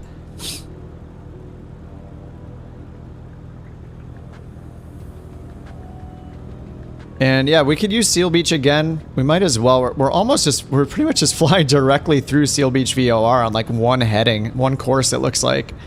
There's also the LAX VOR. We could use that one if we want to just fly right over LAX. I think there are some actual routes you can fly, like approved routes.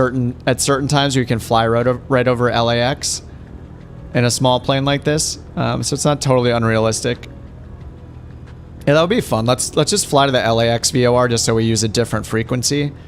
So LAX VOR, so I'm going to drag this on SkyVector. I'm just going to drag this right to the VOR symbol there and click on Los Angeles VOR, which is the second option. So I'll just click plan. That adds it up here. So that'll take us directly to the LAX VOR. Let's see which radial it looks like.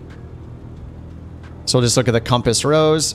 It's saying a heading of 287 is what SkyVector's calculating.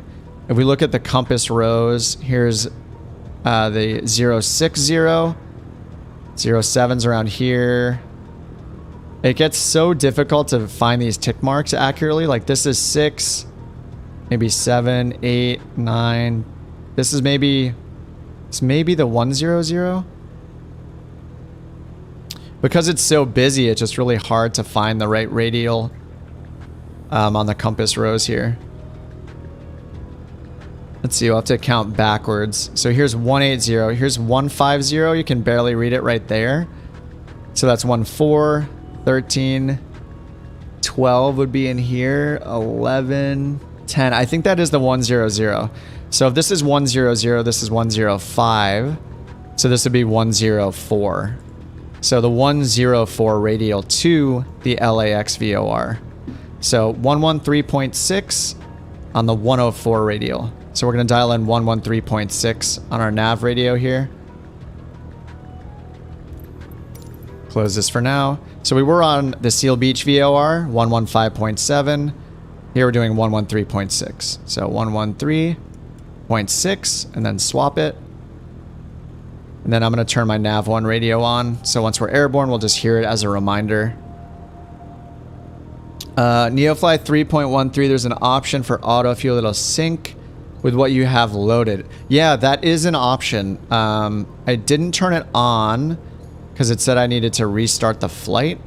reset your flight? I guess I'll just try it. Let's see what it does. Hello, Captain. Nice to see you again. Go to hangar. Okay, good. Transporter from dispatch. I see you asked for a cargo mission. The ground crew is waiting for you in the parking to load the crates. Okay, let's see if it loads it up. So maybe that does reflect it up here now? Oh, it did, you're right. Oh, awesome. All right, that's weird. That should, I feel like that should be on by default. All right, so yeah, it does reflect our fuel there. And then it doesn't look like it. Oh, right, here we go. 395 pounds missing. Missing 15 pounds, so let's add 15 pounds. Sorry to this guy's weight. Sorry, dude. Oh, it changed the fuel again. Probably because... There we go. Alright, payload 395. Okay, we're perfect now. Okay. Transporter. Loading is complete. And it just looks like it just updated it again just now. Alright, so we are pretty full. Alright, contact the tower. Alright, we're good. Cool, thanks. Thanks, A not. Alright, cool. Now let's go back to putting in... Alright, we put in our frequency already for the LAX VOR. We're going to fly to the VOR. The radial is going to be the 104 radial. So if we... I'm just going to type up here 104 because we're flying inbound. Remember, we're flying northwest. We're not flying a heading of 104. We're going to fly the reciprocal of that to get the heading for that radial because we're flying inbound. So 1 becomes a 304. 30 becomes 28. So we added 2 and then subtracted 2. So 284. 284 is going to be our radial in our course that we fly. Or sorry, 284 is going to be the course we fly. The radial is going to technically be the reciprocal of that. But all we really care about is 284 because that's the course we want to fly. So there's 30, 29, there's 285. One more click, 284 right about there. All right, so that's all set up. So once we take off, we're going to fly towards that. We're going to get on a 284 heading first, look at the needle, and then fly to intercept the needle. So that'll put us on this magenta line right here, headed to the LAX VOR. Once we get to the VOR, I mean, LAX is such a huge landmark. We're not going to miss it. We're going to know when we're flying over LAX. And Santa Monica is just due north of there. So we'll be able to find Santa Monica. It's got a single runway. And we'll contact them once we're getting, you know, about 10 miles out or so, 10 or 15 miles out from the airport. All right, we're good. So let's check the ATIS here. John Wayne ATIS. John Wayne Airport information, Yankee 2200 Zulu. Wind 188 at 20. Visibility 10. Sky condition, few clouds at 1,700 feet. Temperature 23. Oh, Greg. Oh, good info, Greg. The donate button say you get early access if you donate. Awesome. Visual runway 20 left and ILS runway 20 right in use. All right, 29091. I'm just going to press B on my keyboard to set it accurately. VFR aircraft say direction of flight. All aircraft read back hold short instructions. Advise controller on initial contact. You have Yankee. All right, so we got Yankee landing and departing runways 20 left, 20 right. Let's go to the ground. Request taxi, and because of our flight plan here, we're just going to depart to the west. So we're going to say request taxi departing to the west. It's a VFR Cessna November request there. India Papa, ready to taxi oh, west Zulu. with Zulu. So the ATIS just got updated. 22 Kilo India Papa taxi 2 and hold short of runway 20 right via taxiway Bravo Lima Kilo Lima. Bravo Lima Kilo Lima. When ready. Let's take a look at the airport diagram and see if we can figure that out. So let's see. When we landed on 20 right. We exited right around here at Juliet, I think. So Bravo Kilo Lima Kilo, or Bravo Lima Kilo Lima. So I'm just going to acknowledge that. So we're going to go hold short of 20 right. That's the one we took off on. So it's just telling us to follow this Bravo. I don't know where Lima is. Okay, Lima's way up here. So generally the taxiing instructions from the flight sim ATC are pretty bad. So realistically, we're going to hold short of runway 20 right, which is right up here. We're located around this Bravo area right here, around this B. So we're really just taking Bravo to either Kilo or Lima. You know, this is a really long runway, 5,700 foot runway. We need less than half of that on a bad day. So yeah, we're just going to turn right. We're just going to follow this parallel to this runway and go to either Kilo or Lima. So they have, yeah, the instructions are just a little weird. They should have said, you know, taxi and hold shorter runway 20 right on taxiway Bravo. And it would have said like hold short at Lima or something like that. Bravo Lima or Bravo Kilo. Kilo is probably more realistic. Like they would have a bigger plane taxiing to Lima and we'd kind of cut in there and wait for them to let us take off. I don't know. Let's just go to Kilo. All right. And then once we get there, we'll... let's see. Strobe is on. Taxi is on. Once we get there, we'll contact the tower. How many runways does LAX have? I think it's 4. I think there are 4 runways at LAX. Let's take a look out of curiosity. We're going to fly over it, but yeah, I think it's 4. Yeah, 4 parallel runways here at LAX. Here's the airport diagram. Yeah, so you have 2 4 left and right, 2 5 left and right on the opposite sides of the airport.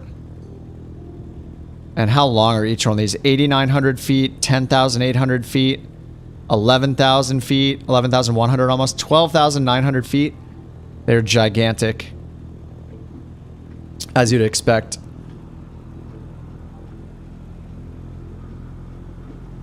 All right, so let's continue our taxi here. We're just going to go this way on Bravo to 20 right.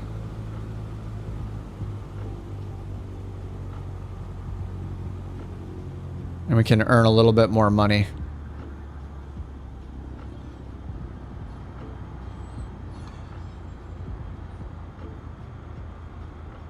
All right, that's the hotel intersection right there. Let's see, did I close that diagram? Yeah, there's H right there. So we're passing this intersection right here at hotel. We're on Bravo. We'll pass by Juliet and then this big empty area. And we'll take it to Kilo. Can pretty much take off from anywhere in this plane. I mean, we could... They told us to go... I mean, they didn't really tell us accurately to go anywhere. Except to hold short for 20 right. But we can go to either Kilo or Lima. We could get away with hotel and Juliet, I'm sure, but... I think people, you know, generally recommend, like... Always use the full runway length. There's no reason to not use it unless you're not allowed to, but like ideally you use the whole length even if you don't need it, you have it available. Forget, I feel like there's like a Smithsonian, like an AOPA disaster video related to that where a plane, you know, had a problem during their takeoff roll and because they started halfway down the runway, they didn't have as much time to react, so... Is that an American landing right there? Whoops, I'm booking it. I'm booking it here. All right, this is Kilo. Oh, no, this isn't Kilo. Is this Juliet? Let's try to see the sign here. Oh, no, this is Lima and Kilo already. Just got a little distracted. Talking, as usual.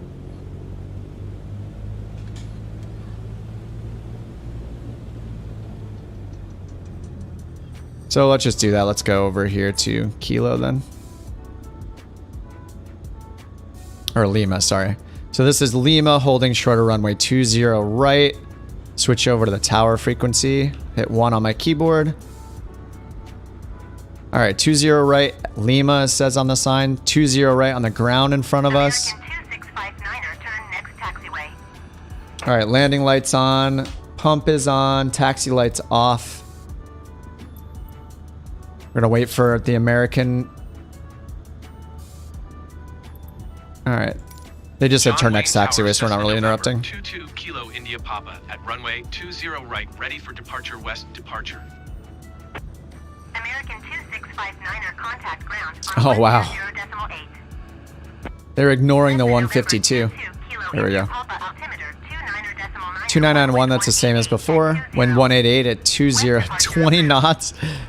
All right, west departure approved. Clear for takeoff 20 right. Press 1 on the keyboard. Cleared for takeoff runway 20 right. Do I use Cessna VATSIM? Kilo I haven't India used Papa. VATSIM, but I did use Pilot Edge like a good year ago. I actually renewed it for a month, like at the end of last year. It's been a while though. It's definitely a skill I need to work on, but I had a really good time using Pilot Edge. They have really good tutorials, and I like that their coverage is online like all day long. I think you can use it until like 11 p.m. Pacific time. Whoa. Uh-oh, am I crashing? No! Oh. I just crashed. Ay. Have I crashed since the update? I'm not sure. I don't think that I have crashed since the update, but yeah, there's a crash. I rarely crash actually. Not great. I actually I haven't looked at the polls. I know they do a poll after every release to see how people are liking the update, how stable it is for them, but I don't know, maybe I think this is my first crash since a new update. You never know too, like I don't think I've taken any of my mods out. I don't have too many mods running, too many community mods, but it's possible that there's something wrong, something needs to be updated.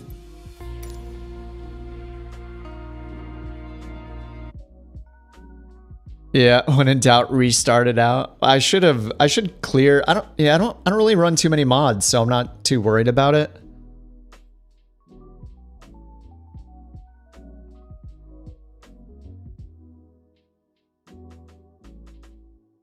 Yeah, I just have what, like the birds. I have Rex AccuSeason for the trees. There's some NeoFly stuff. Those nameplates. Aerosoft simple traffic. I have the Warrior. I don't know, that's not too many things. That's all I have. I don't know, maybe the Warrior needs to be updated or something, and if somebody flies in a Warrior near me, then it crashes me. I have no idea. I might as well get rid of the Warrior because I haven't been flying it lately. And oh, I have the Kodiak installed too. I did fly the Kodiak in this update. I know that that works fine, so.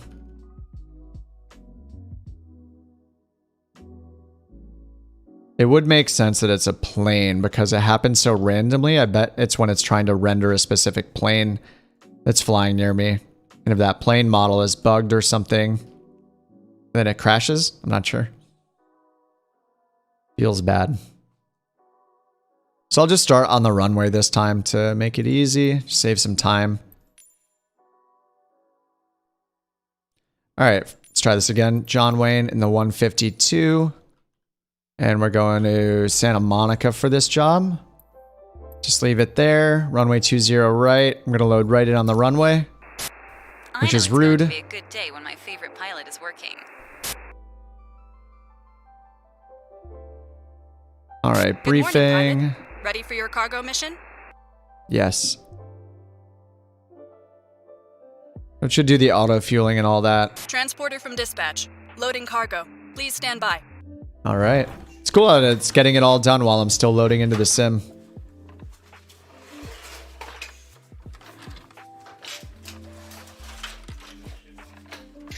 John Wayne Tower Cessna November 22 Kilo India Papa, ready for departure to the south at runway 20 right.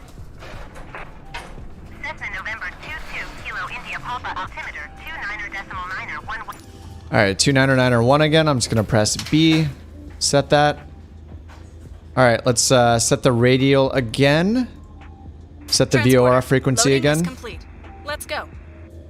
Let's see, I typed it up here. 284 is our radial. Or it's not our radial. 284 is the course we're gonna fly.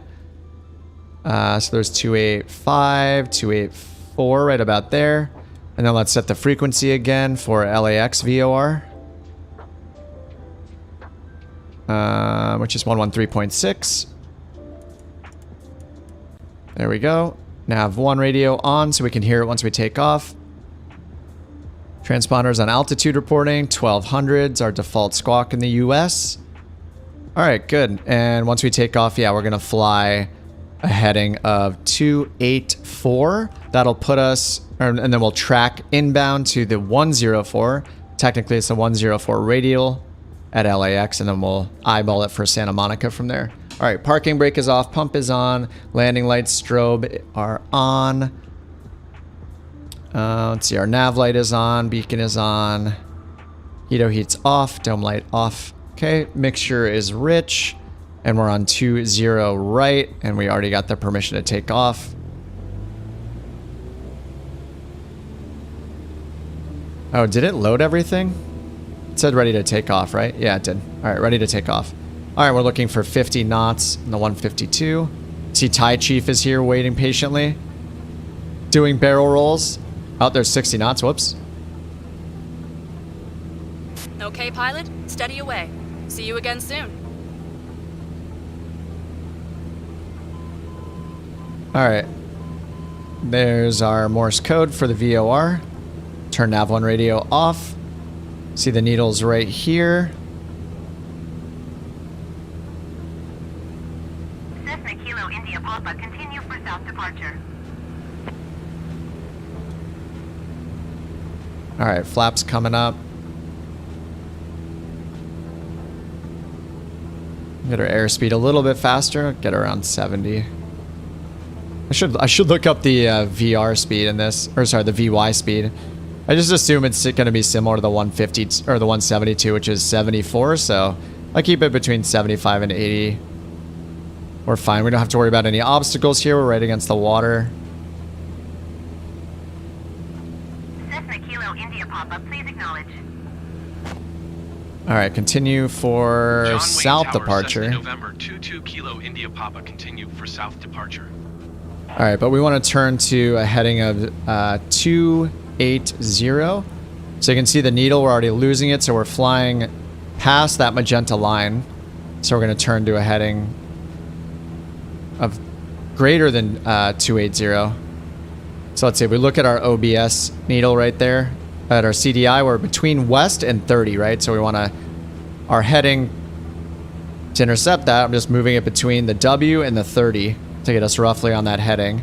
And then because the needle's to the right more towards the west side of that, we're going to have to turn more to the right to catch up to the needle. All right, we're already at, see, 1,700 feet and climbing. Just going to keep turning this. All right, so we're a little bit past the west part of our heading indicator. So we're just comparing these two, right? So we want to be, more near the 30, right? So because the needle's to the right, we need to turn to a heading that's to the right of this little yellow triangle, right? To get towards the needle. So I need to keep turning to the right. So we're going to turn past 300. We're just comparing those two to each other. So now that I'm heading 300, that's heading to the right of our intended course. So we'll pull the needle in, or fly in towards the needle to get it centered. Does version 4 load the weights automatically? No, it doesn't. Oh, I didn't load the weight, did I? Cessna Kilo India Papa, leaving my airspace frequency. Oh, it said we were ready to fly, though. That's weird. I think we needed to be at like 350 something. All right, let's talk to ATC. Frequency change John Wayne approved. Tower, Cessna November 22 It does Kilo auto load India the Papa, fuel because I turned that option on. Oh yeah, 395, missing 55 pounds.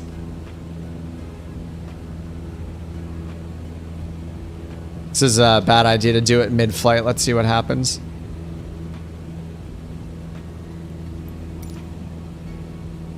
$375, $395. Yeah, that's weird. It said ready for taxi and takeoff. Oh, missing payload, no bonus XP granted. So it looks like that's not a requirement to start the mission, but it's a requirement to get bonus XP. So I guess it's almost like flying on, you know, a little higher difficulty by doing the weight, so they consider it bonus XP. So we should be 395. We're 375. Yeah, 20 more.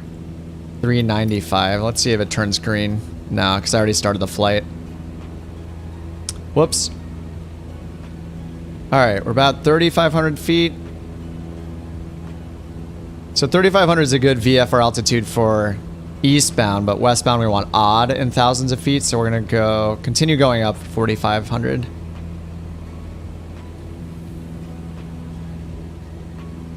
I'm trying to think about On-Air Company. I think On-Air Company might be the only mod that loads the weights automatically. It loads the fuel and the weight automatically, I'm pretty sure, for On-Air Company. But yeah, NeoFly, you have to do it manually. Alright, 4,000 feet. Oh yeah, SoCal approach. SoCal approach Cessna November 22 Kilo. We're gonna go up to 4,500 feet. Alright, so now we are... John Wayne, 4,000 feet. Request flight follow. We've got the needle centered now, so I'm gonna turn back to the heading that's at the top of the CDI here, which is in between the W and the 30, right? Between 270 and 300 is where our heading is. Technically, it's a 284. Actually, looks like I'm a little bit off. Oh no, I'm right on it. There we go. Yeah, 27284. So we're on a 284. That's our course defined on our OBS for the VOR. Now I'll just keep my heading there and just watch the needle. It's straying a little bit to the west. Squawk 6751 for flight following. 6751. Cessna Kilo India Papa, please acknowledge. There we go. Cessna Kilo India Papa. Once you dial it in manually, it's the same as acknowledging it. If you acknowledge it, it'll automatically set it. But if you set it, they'll automatically acknowledge that they see you on their radar. You are 13 miles northwest. Descend and maintain 4,700 feet. Expect ILS runway 20 right approach via Sierra Leone. And this is kind of a silly time to use a VOR. I mean, not silly for practice, but you know, we can already see. I can already see the lights out here. Let's see, is that LAX right out there? Descend and maintain 4,700 feet. Expect ILS runway 20 right approach via Sierra Lima. Yeah, I think this is LAX right here, and then Santa Monica's going to be up the coast just a little bit. Anyway, it's good to use the VOR to practice when I don't do this very often. All right, I'm too high, so I'm going to pull my throttle out, get back down to... I'm almost at 5,000 feet. We just want to stay about 4,500.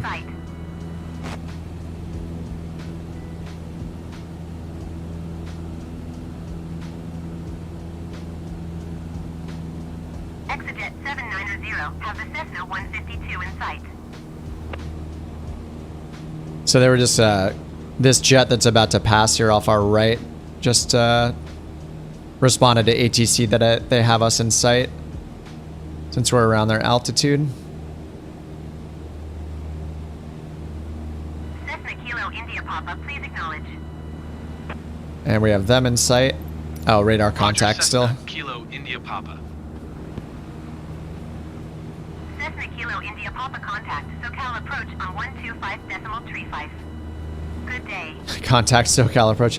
They wouldn't they wouldn't be transferring us this often. It's a little, it gets a little confused in super busy airspaces where there's like so many different controllers in the LA airspace. We would probably just be on one controller. You know, we'd be on John Wayne Tower. We'd be on one SoCal controller, and then we'd be on Santa Monica probably. For such a short distance we're flying, I doubt we would. I don't know if anybody's ever flown themselves in LA airspace in real life. I've flown around LA before as a passenger in a plane, and I don't remember us switching frequencies that often. All right, 2990. I'm going to hit B on my keyboard. And climb back up to 4,500. Let's give a little more throttle here. I was confused because the NeoFly version 3, it wouldn't let you start the mission without. Yeah, it looks like they did make it easier since it said I was able to take off. I kind of wish that it warned me that my weight wasn't set, but I just need to learn to do that, I guess. I do have the most time I've spent is in On-Air Company. Second most probably in Sky Park. Sky Park, you don't have to worry about fuel or weight at all. It's like very, very casual. But yeah, looks like I just need to get used to being a NeoFly again, that you just have to set the payload before you take off.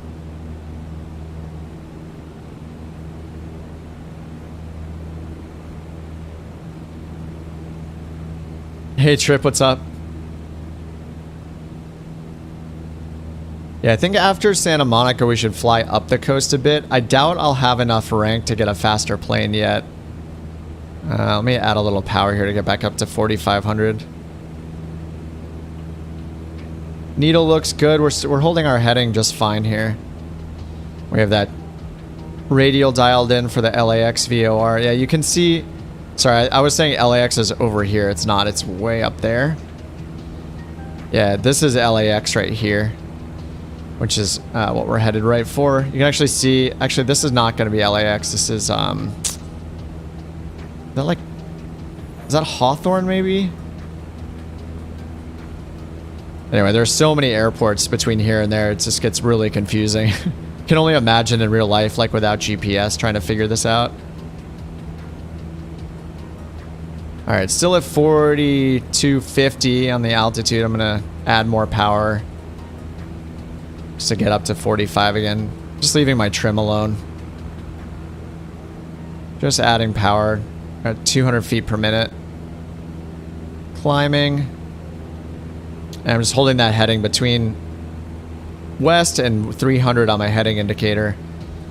When we're this far out, I just like eyeballing it with the big... You know, the big hands of the clock, whatever you want to call it, the big numbers, right? West and 30, so 270 and 300 on the heading. Especially when you're, you know, playing in the sim and everything's very small when you're in this kind of view. I just eyeball it. I'm like, okay, you know, my radial's right between west and 300. Between the W and the 30, just keep it in this area and I'm fine. Just way easier to see, you know, broad strokes kind of thing. So I know I just need to move it more towards the west. We're so far away from the needle too, it's not going to be sensitive at this point. Alright, 4,300 and climbing still, ever so slightly. Oh, Compton and then LAX.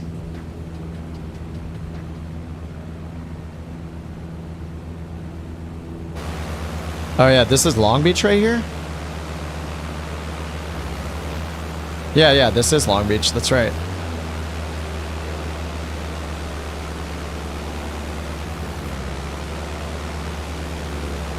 There's Trip right there.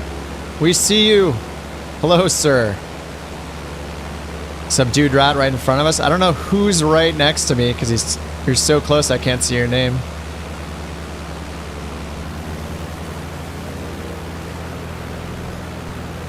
That might be Chris. I don't know. Yeah, if there's Long Beach. I think the last time I went flying in a small plane and we landed at Long Beach. Alright, needle is to the left. I'm gonna correct for that. Yeah, you can see LAX right there. We know exactly where we're heading, but yeah, if we had the blinders on or whatever, the shield up where we can't see outside the plane. I'm gonna pull back on the throttle a little bit. Oh, that's Thai Chief. Got some formation flying going. Alright, get my vertical speed back down. Just pulling my throttle out. And we need to turn to the left a little, chase the needle. Needle straight a little bit to the left. So we're a little bit off course. So I'm just going to turn until I'm out of west heading. Watching my vertical speed. I'm just... Watching my vertical speed indicator, we're almost right on 4,500. I'm not touching my trim or anything, I'm just pulling throttle in and out to very subtly change our altitude. Just get down a little bit more. I mean, it's always going to be draft, like pushing us up and down a little bit. Alright, there we go.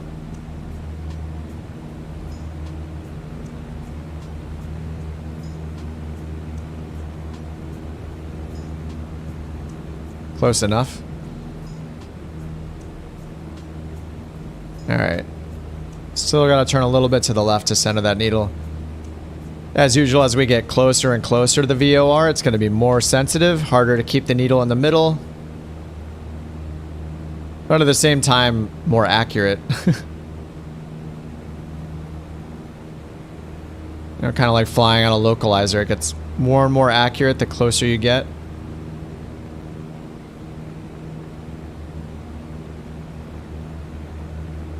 Alright, it's about centered. Turn back out to that 284 heading. Cessna Kilo India Papa contact SoCal approach on 127.2. Alright, passing us off again. I actually have my trigger, my left finger trigger on the joystick set to my ATC response number 1 shortcut. So I can just pull my trigger finger a few times, that like push to talk button on your stick, to switch over and just keep doing response number 1. It's generally the one you're hitting. Cessna November 22 Kilo India Papa SoCal approach altimeter 29.9 continue as planned. Alright, 2990. I'm gonna hit B on my keyboard, update that. Puts us right at 4,500 feet. Nice.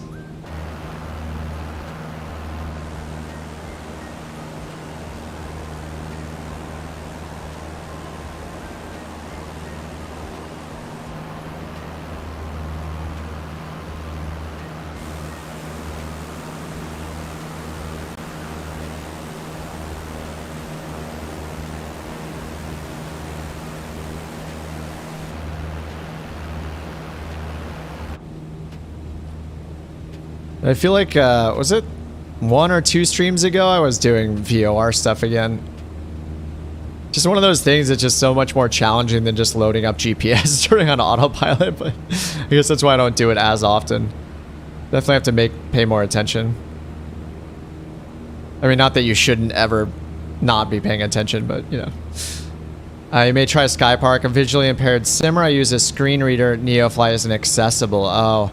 I haven't looked into the accessibility support on any of the apps myself, but that's cool if Skypark already has that. They've taken that into account, made it accessible. That's awesome. Email the dev about it.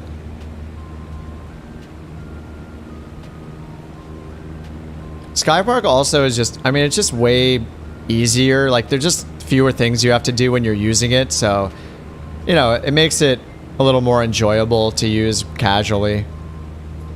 And they have some really cool like editorialized routes, basically, you know. They're like man-made routes. They're not just generated by the system. Anything colored like gold or yellow, goldish yellow in the app in Skypark is a kind of like a custom route, like an experience or a tour or something. It's not just an auto-generated mission type. So that's usually pretty cool that they have those. They usually follow a theme too, like, you know, would they have like a three-part series on rum tours in the Caribbean or something like that? Which is pretty cool. All right, we're getting pretty close to LAX. We have no DME in the 152, but I would say we're fewer than 10 miles away from LAX probably. And Santa Monica's just past it over there. Where is Santa Monica? Is that it right there? I think that's Santa Monica right there. So it's only 5. I think it's 5 miles from LAX to Santa Monica, so I think we'll just switch over to Santa Monica right now. Hit up the tower. Request a landing. Santa Monica Tower, Cessna November 22 Kilo India Papa is 10 miles southeast, 4,300 feet with Yep, 10 miles. We're 10 miles exactly, or roughly. Cessna November 22 Kilo India Papa Santa Monica Tower. Altimeter 29.9, 1 wind 254 at 291, 254 at 19. Runway 21. Left downwind 21. All right. So we're going to stay on the close side of the airport. Left downwind runway 21. Which is we're gonna face towards the ocean, fly in this direction. So we're gonna come over LAX and enter the downwind right here, fly left downwind, make our left traffic pattern, and land at Santa Monica. It's roughly at sea level as well, so we're gonna wanna get down to about 1,000 feet. And we're at 4,000 right now with 10 miles to go. Cessna Kilo India Papa, please acknowledge. All right, pull my trigger on my joystick. Oh, you emailed NeoFly, not Skypark. Talk to the Skypark devs. I see. Most recent tour in Sky Park is related to Top Gun. Oh, I haven't loaded Sky Park in probably a couple weeks, so I'll have to check that out.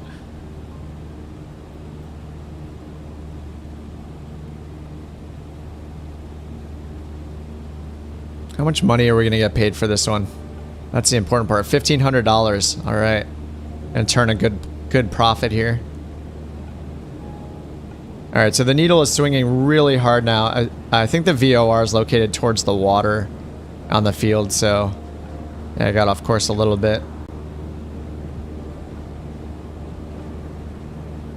We're just kind of flying our own route anyway and just asking ATC to give us permission to fly through the airspace, so we're good. All right, I'm gonna pull my throttle down to like 2100 RPMs. Pretty low. And get our descent going. Let's make sure we don't get into the yellow territory on our speed. So there's Santa Monica right there.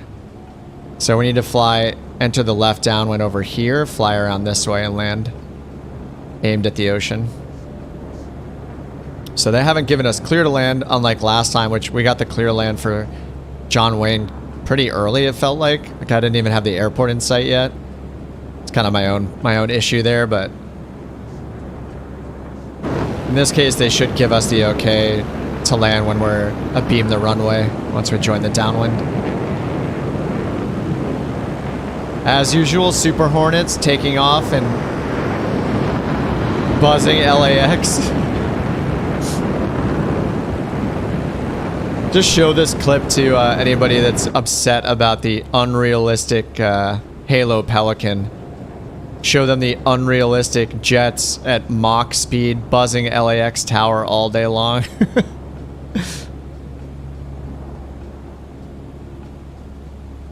Alright, so I'm going to just stay along the ocean here so we can kind of join the downwind at like a 45-degree angle. Alright, we're at 2,500 feet. Our speed is looking pretty good. We'll get down to 1,000 feet.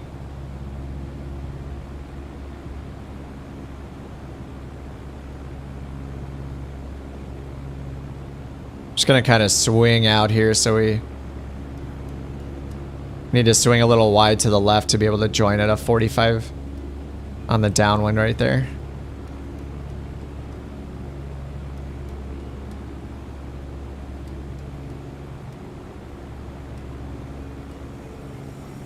All right, 2,200 feet. I'm gonna pull out a little more throttle. Our height looks pretty good right now. We just, yeah, want to be actually more like around, I think like 1,100 or so. Forget if Santa Monica's at around 100 feet or if it's like right at sea level. I think it's more like 100 feet or so. Could be wrong.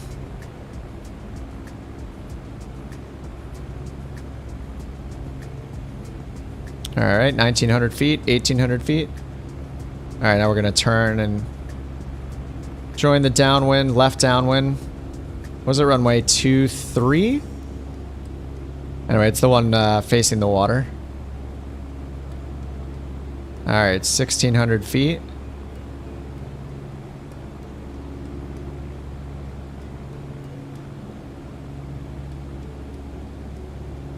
$1,500. Start trimming up and reducing throttle at the same time, just to get our speed a little lower. All right, let's fly parallel to the runway. I think we want it like halfway up the wing strut here. All right, trimming up 1,300 feet. Want to get down to about 1,000.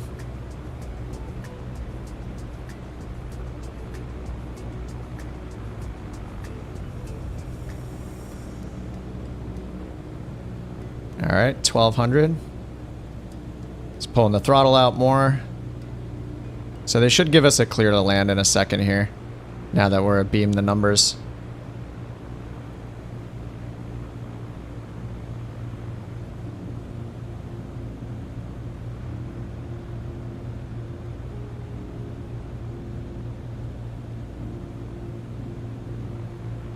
Cessna Kilo India There it is. Wind 248 at 15. Cleared to land runway 15 21. knots, nice. Alright, I'm hitting my shortcut on my joystick for ATC Cleared to response land 1. runway 21 Cessna Kilo India Papa.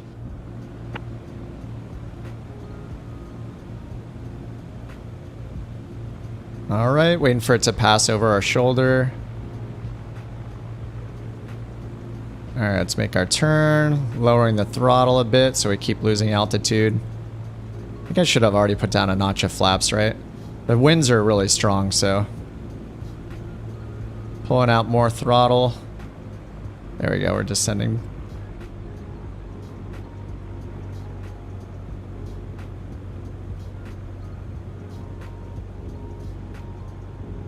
Alright, there's our base.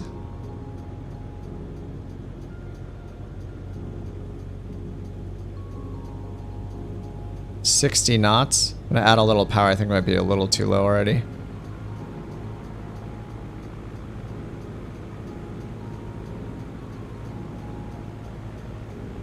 Oops, turned a little bit too soon.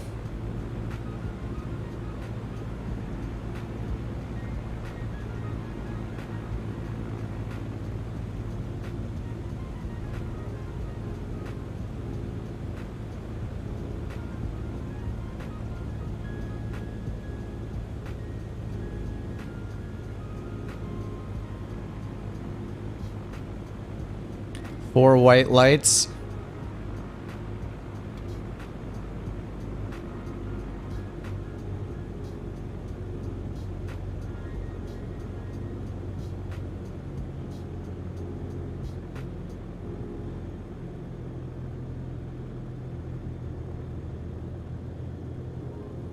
Pump is on, landing lights are on.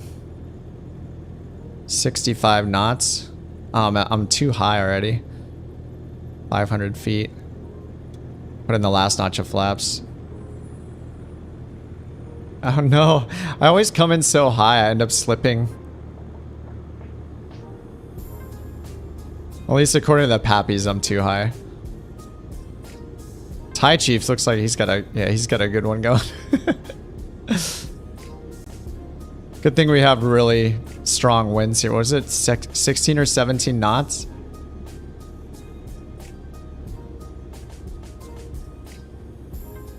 We have touchdown. Kilo India Papa Welcome. turns next Please taxiway. vacate the runway and proceed to parking. Transporter from dispatch. Clear the runway and taxi to parking. Clear the runway.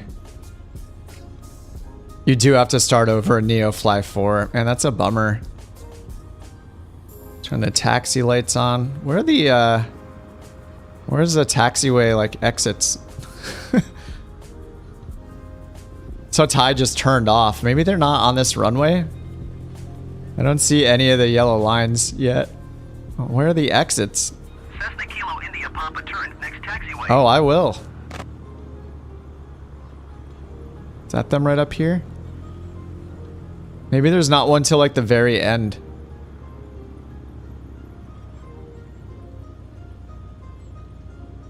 Already on the other end of the runway. Oh yeah, here we go. Here's one. Yeah, I think they're just at the very end. I'm curious to look at the, maybe look at the airport diagram and see. I guess this is in the middle. Yeah, there's one further down. Okay. I'm sure it's accurate. India Papa exit runway when able. Yeah. Alright, we're exiting at Bravo 3. Cessna Kilo India Papa Make your own exit. Yeah, it seems like they're... That seemed pretty far to get to exit. Alright, landing lights off. Fuel pump off. Strobe off. Alright, ground head off 121.9. For Cessna Kilo India Papa. So we're not gonna... Oh, it says we have the weight now that I landed, but maybe that's probably cheating. Alright, 121.9er for ground. Taxi to parking. Santa Monica ground, Cessna November 22 Kilo India Papa request. The new taxi voices to still parking. kind of weird me out a little bit. Cessna Like November very 22 slow Kilo and India calm. Papa taxi to general aviation parking via taxiway Bravo 3 Bravo. Bravo 3, I think we're at Bravo 3 right now, aren't we? I'm just curious. Yeah, isn't that Bravo 3? Yeah, we are at Bravo 3. Bravo 3, Bravo.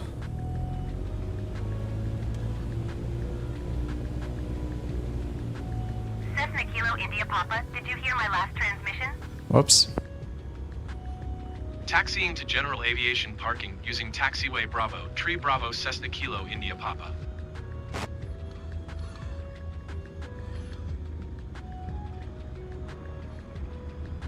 Which way am I supposed to park on these T's? I actually don't know. I assume I'm facing the wrong way. These little parking indicators, is that your nose should be the opposite way? I don't actually know.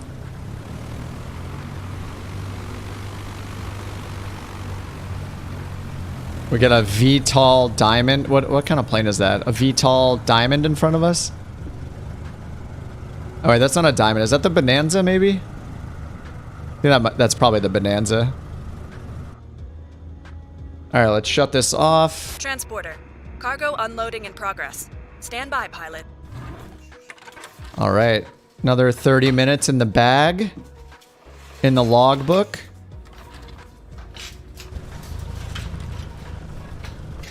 This is a cool livery. Wait, what is this? The extra? This is Thai, right? I think that's the extra. That livery is awesome. Some of the new liveries they added. When was that? The end of... What was that? Sim Update 8, maybe? I forget when they added all the additional liveries. Transporter I hope they keep doing that. So they made some really cool ones. It was for the Xbox release, I'm pretty sure. They added the Xbox Aviators Club livery to everything, all the stock planes, and then they added like an additional livery to every single one too. Alright, sweet. So we got XP for cargo delivery. So I don't think we got the bonus XP because I didn't load the correct weight before we took off. A qualification score grants you XP at the rate of 1x. Okay. Total flight XP reward. Fuel usage, 18 pounds, 31 minutes. Yeah, it says, oh, bonus security and aircraft stress respect bonus granted. So having a smooth flight.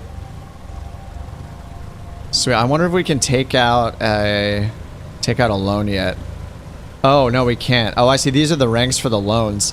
Oh, man, you can't take out a loan for a while. So whatever the first... Oh, yeah, so second officer. So we're cadet. Then we become second officer, which is this icon here with a single stripe. Then I assume... Is that first officer? Maybe it's something between there. But anyway, yeah, we... I'm going to have to do, it looks like... Okay, 125 XP. So, you know, we got like 62 XP for each one of these. So yeah, we're gonna have to do 2, 3, maybe 10 total flights to get promoted once, and then once we get that promotion, we can only take out a loan of 150k. Right now we can take out a 50k loan, but that's not gonna buy us a new plane. Yeah, 50k won't even buy us the cheapest plane here, which is the VL3. Yeah, none of these planes have autopilots in them, which is of course what I'm interested in. I mean, I guess I would pick a plane. Maybe I should have gone for something like the Diamond DV20. I think it might have a Garmin 430 in it. It doesn't have an autopilot, but I'm pretty sure it had a Garmin, which would be nice. Off to Hearst Castle, nice. Oh yeah, they redid Hearst Castle as part of the update, right? I would fly up to Hearst Castle. Let's see what, I do want to do another mission though. See if I can find something that takes us up that direction, but I think I'm stuck in the 152 for now. And Hearst Castle, that's pretty far up the coast, I think. Alright, so here at Santa Monica, let's see. We have one that goes to Camarillo Airport. I've been to this airport before, and it's like a really strange... I think it's a closed airport because Camarillo is KSNA is the main airport. This was a different Camarillo airstrip that was nearby KSNA. Yeah, longest runway 497 feet. Oh, sell the current plane. Right, that makes sense. Yeah, wait, let me check that. Hangar. Oh yeah, sell the aircraft for 125k. Duh. All right, so 125 plus 50, that'll give us 175 plus 6, call it 180. So we would have about 180,000. Yeah, but even then, look, we can only get like a Pitts special, at least here at Santa Monica. That's what's available. I'm pretty sure there's not even a 172 here. Let me check KLAX just to see what they have there. What is the price for like a 172? King Air is 7 million. Obviously, we're not doing something like that. CJ4, 3 million. Beechcraft, or the King Air, 4.5 million. What else is around here? Let's check Burbank again. Grand Caravan is 2 million. DA40 TDI 311. That's still a good 150 grand more than we'll have for the DA40. Oh, I don't want the TDI anyway. I would want the next gen, which is even more expensive, of course. Skyhawk Classic Amphibian 190. Man, it's so close. Yeah, I think I just need to do a few more missions and then maybe I can afford a 172. Let's check KOXR.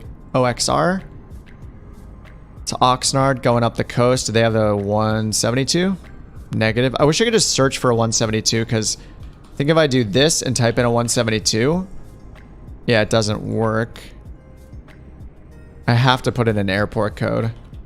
Just keep going up the coast. Yeah, I don't know if the plane filter works correctly. Yeah, I would love to go up to a 172. I just need to find one in the list. You have to actually find which aircraft market at which airport has which planes. So I need to find the 172, and I think it might be out of my league for money anyway. Out of my range. Yeah, like here's the Skyhawk with a G1000. They're all like 240, 290, 390 for the amphibian. Yeah, so it looks like we need about 250k, 230, whatever, to be safe. Plus insurance will be more.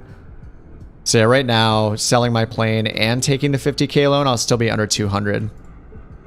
So I need to earn a good 50k before I can get up to 172. It's painful. No autopilot, it's the worst. But I'm also doing really short trips. I generally don't want to stream something that's too long. It just gets boring just being in the plane for like an hour and a half. These 30-minute flights are pretty nice. Here's one for 2,000 bucks. 500. Yeah, I can't take it because we have too much fuel. So as I go down the list, the first one that's available to accept is this one right here. POC. Oh, that's to the east. I kind of want to go up the coast. I want to go to the west. Yeah, so we have this one, but I know this airport is super weird. It's a 500-foot runway. And I'm pretty sure that airport is no longer a thing. I wish there were more. This is the last mission. Most of them go to the north and to the east. Pretty much none of them go west. There's just that one. Oh no, there's two. They're both to the same airport. KCAI. Let me look that up really quickly and see if it's even real. Yeah, it's not. KCAI. Not a valid airport. Yeah, I've been to it before. I remember doing missions like last year at one point and going to this airport, and it was... Yeah, it's a 500-foot strip. It looks so funny. It just looks like a parking lot. Almost. It's just so tiny. I mean, it could be cool to go into the mountains. I think that'd be a good one. I want to fly a bit away from LA. All right, let's see if L70 is in the database. Okay, it is.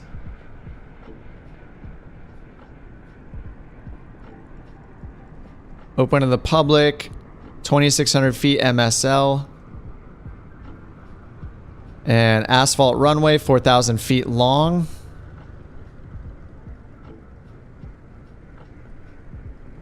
Alright, we could do this one. This will take us over the mountains, which will be cool.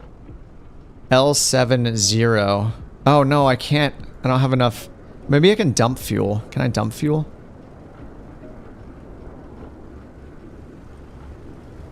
Remove fuel. Yes. 335 pounds. I don't know the weight of our fuel. Oh, yeah, it's right there. 124 pounds.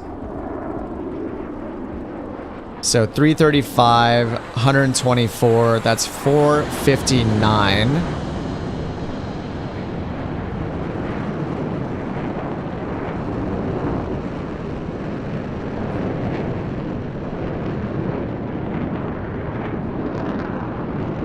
This is challenging. Yeah, I wish there were more missions too, but I think I'm just not seeing them because we're such a low rank. We only have a few mission types available to us.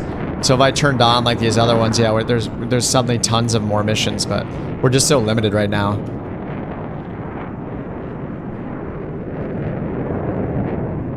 There it is again with the jets flying by. Realistic, right? No pelicans, but very realistic. I mean, I could try to land on that runway. I just know I'm gonna hate it. And I remember taking off from it, and we couldn't even take off from the runway because it was too short. Like we had to like ride in the grass, like do an improvised grass strip. I don't know, maybe that would be fun.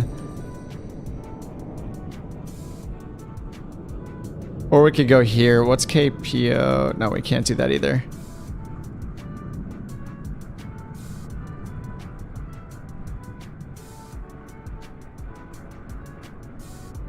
I feel like I don't really have many options. It's kind of a bummer.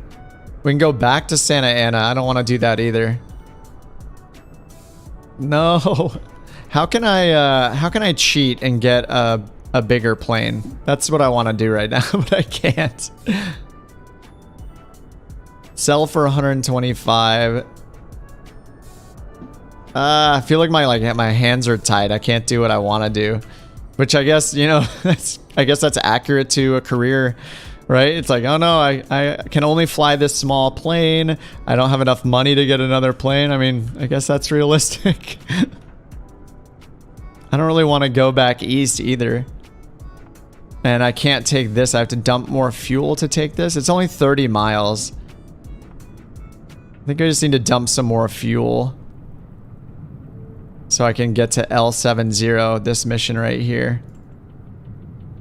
I wish it told me how much. Bring 335 pounds of computers.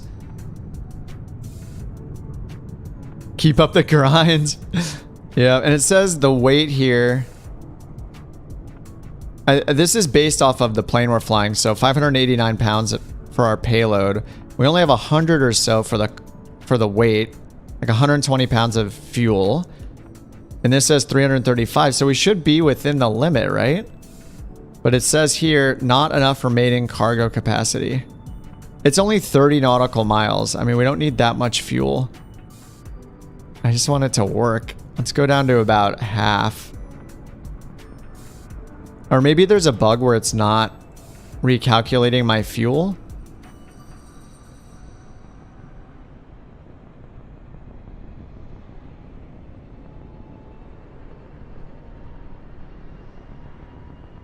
Not enough remaining cargo capacity. Let me just check it here. So if we have, so the fuel is right because it's down to, right, 43, so 86 pounds. That's what I set roughly. And we need 335 pounds of computers as cargo. We already have more than that as our cargo weight, which is just, you know, the pilot and passenger. This is just considered our cargo weight. 395 is our payload weight right now. And it's only 335. That's a little weird. Above the mini map shows how much cargo you can take. Oh, right up here. 333. Wait, so let me see if that changes. So it's 333. If I drop 6 pounds of fuel, does it change from 333? Yeah, it did. 339. That's cool. Actually, if you click that, it filters for... Oh, I can do it now. Yes. All right, I just needed to drop a few more pounds. That's really cool. Okay. So if you click this, I didn't realize you could click this as a filter. And then is this the passenger filter? I don't know, that's already on. It's just a shortcut to the weight. I see, I see. That's awesome. Okay. So based on how much fuel we have, this weight is our maximum payload weight of the plane. I assume like empty of fuel. Because right now it says max payload's 511. So this is probably 0 fuel weight. But then up here it shows based on our fuel. This is how much we can carry. Awesome. Yeah, that wasn't clear that was a filter to me, but that's great to know. All right, so we're good for L70 now. 335 pounds. Can add that. Hey, pilot. The cargo is ready and waiting. You know what to do. Have a safe Oh no. flight. But how are we going to get to L70? All right, this is Transported this is from challenging. dispatch. Loading cargo. Please stand by. This is why FOR is so good, right? In a plane like this, you just grab FOR. KSMO to L70, Lima 70. Take this off. Only a 16-minute flight. Okay, we have a VOR here.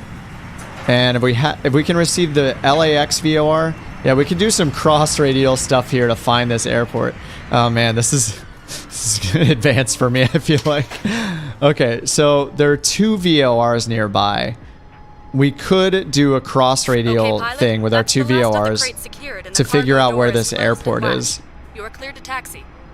All right, clear to taxi. Thank you. Let me set the weight first before I forget. All right, go to hangar. 505 pounds for the payload. We're at 395. Okay, 505 pounds. All right, there we go. So we are just 6 pounds short of our max payload. 6 pounds short of our max takeoff weight. This is going to be fun. Oh man, all right. Without GPS, it's so challenging. I may end up cheating with my VOR map, but let me see. If we wanted to get here using just VORs, we need to do some cross-radial stuff. I mean, thankfully it's... And we don't have DME either. Thankfully, it's near this Victor airway, which is nice. So if we wanted to fly and intercept this radial, the 218, then we just fly until we see the airstrip off to our left. That's probably the way we'll do it. We could use, yeah, cross radials or VOR intersections to fly there. But I think, yeah, I would just... Yeah, we could do that. All right. I'm having to think more now. I don't like it. So if I just set this up here just for a visual reference, and then set this to say this intersection. So what we could do is, yeah, sorry, I don't need this one right here. Let's take this one off. Yeah, so we could just fly to this radial, basically. If we can tune into the Palmdale Vortac, and there's this 218 radial right here, which is Victor Airway, Victor 518. If we could just fly north, and we're from Santa Monica here, we could just fly directly north. I guess we would maybe take this Victor Airway to this intersection instead of this one. We could just fly to this intersection. So let's check this from the LAX. We can see it right there. It's the 342 radial. So we could depart, fly outbound on the LAX 342 radial right here, which is on Victor 165. It takes us to the Lang intersection. Then we'll turn to the northeast, fly inbound on radial 218. So that would be a 038 course to be on Victor 518. And then, you know, it's only 8 miles from there. So, and I don't think there are any other airports here. And then we have Magic Mountain on our right. Trying to see what kind of landmarks we have over here. So, I mean, once we make a turn at that intersection, there's only 10 miles or so until, or what is it, 8? I can remove this one, actually. Yeah, so we just come out to say here. I mean, we would see the airport at that point on our left, and it's a concrete runway, hard surface, so we'll probably be able to spot it pretty easily once we're there. So I think that's what we do. So we'll do that. So we'll need 2 VORs. We're going to use the LAX VOR first, 113.6. Let's finally hop back in the plane and get this thing started back up.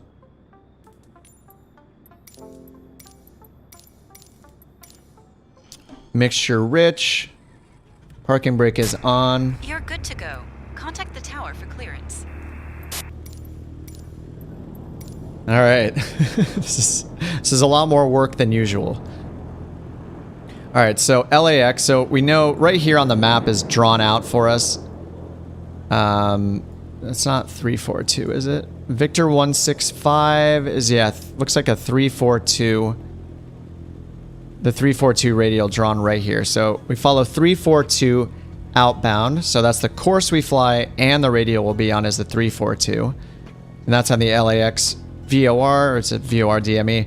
Or no, it's a VORTAC, sorry. 113.6. So we have that dialed in already right here from earlier. So all we have to do, and we're still connected to it. I mean, we're so close. We already have it. So we're just going to fly on the 342 radial first. So let's dial this to 342. There's 340. 2 more clicks. That's 342. All right, so we're going to take off, fly 342. And then let's use our second nav radio for Palmdale. And we can just set everything up so we don't have to mess with OBS knobs. And then we have here, it's showing the 218 is on this Victor Airway, Victor 518. It's a 218 radial. So the radial is 218, but since we're flying inbound, our course is going to be the reciprocal of that because we're flying towards it. Away from its 218, so towards it is 038. So I'm subtracting 2 and then adding 2, 038. So all we have to do is set this to 038. So that's 04. 2 more ticks, that's 038. And then we'll tune nav 2 to the Palmdale VOR, or VORTAC, 114.5. All right, there we go. So we're set up. Oh, and that's already in range as well. So we already have both of the VORs tuned in. We can verify. Here's nav 2. 2 longs. Long, short, short. So that's Palmdale identified. LAX, we already know because we just used it, but... And that's correct. Short, or long, short, short, long at the end. That's LAX. All right, so I've identified them both. We're tuned into them both. We have both of the radials dialed in. Outbound on the 342, and then inbound, our course will be roughly 040, but the radial is the reciprocal of that. And so once we make that turn, so basically we're going to fly until we intercept the 218 radial, and we'll know that we're intercepting it when this needle on the second VOR, or the second CDI, centers itself. That's how we'll know we'll be at this intersection. So we're following this one outbound on the LAX, outbound on the Victor 165. So we'll keep this needle centered while we're flying outbound. And we just keep that centered until this needle centers itself automatically while this one is centered. When both of them are centered, we know we're at the Lang intersection. And then we will make our turn to the east. And then we'll fly to the east on that heading of 038. And then within 10 miles or so of there, we're going to see that airport, Agua Dulce, right to our left. That's Lima 70. All right. All right, we're all set up. That's not too bad, actually. Yes, Ty is in the Pelican. Should play the Halos theme song right now. All right, this is already mentally taxing. All right. This is going to be the last flight. I'm going to be done after this. I'm going to be pooped. I need a snack. I need a beer. All right. Ready for fuel and takeoff. All greens here. We're at the right airport. We're in the right plane. We have the right weight selected. And this is a pretty short flight. And we're about halfway on our fuel tanks. So we have enough fuel to get out there for sure. All right, let's check the ATIS. We'll set our altimeter. Verify which runway we're going to take off from. Wind 248 at 15. Visibility 10. Sky condition clear. All right, we're going to take off towards the ocean based on that wind. Debrief All right, 2991. Runway 21 in use. 21 is in use. Landing and departing runway 21.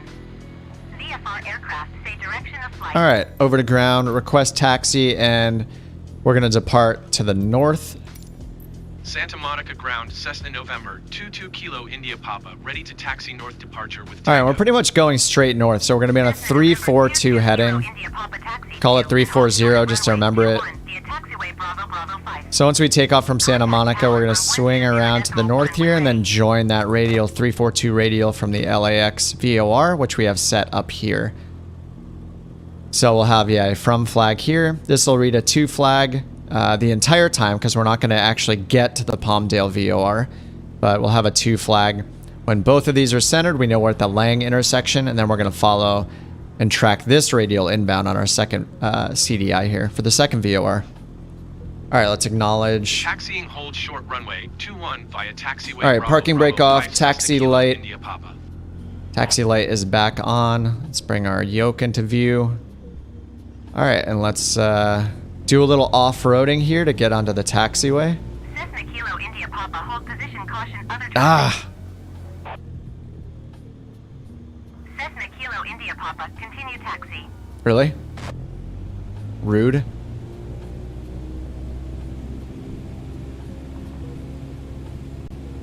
This taxiway always seems weird. I guess it's normal. All right, let's go over to runway 21 over here. Cessna Kilo India Papa, please acknowledge. Acknowledge what? Roger, Cessna Kilo India Papa. You don't see a Pelican. Oh, you see a A380 over there? That's funny that that's the default for the Pelican. Is your gear up, Ty? I wonder. I think it might not show the gear go up. Maybe his gear is still down. I'm curious. Hey, Ty, put your gear up. Let's see if it shows us your gear go up. Just have a great escort here. Subdued is behind us still. Gear's still down. Yeah, maybe it doesn't show it go up. And there he goes.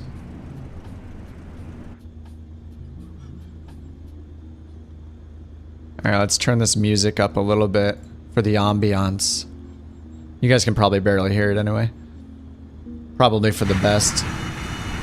Yeah, the gears. Oh, there's the gear. Gear's coming up. Nice. It does work. Awesome. Nice. Yeah, I wanted to see if it actually showed it go up, and it does. I know sometimes in multiplayer, like whether or not it shows gear up could be a thing. Maybe that got fixed recently, but yeah, sometimes you'll see like an airliner landing and its gear will still be up. This is Bravo 4. Did they tell us which one to go to? No, Bravo 5, okay. Which is the next one. Hold shorter runway 21.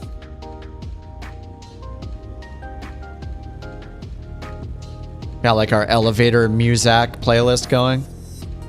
Pelican's your favorite plane? It's really fun. I had a good time flying that thing.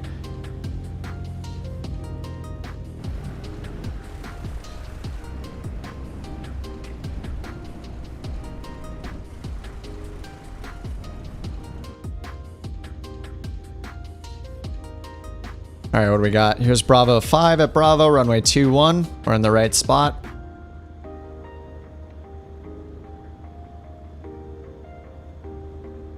All right, we're going to switch over to tower.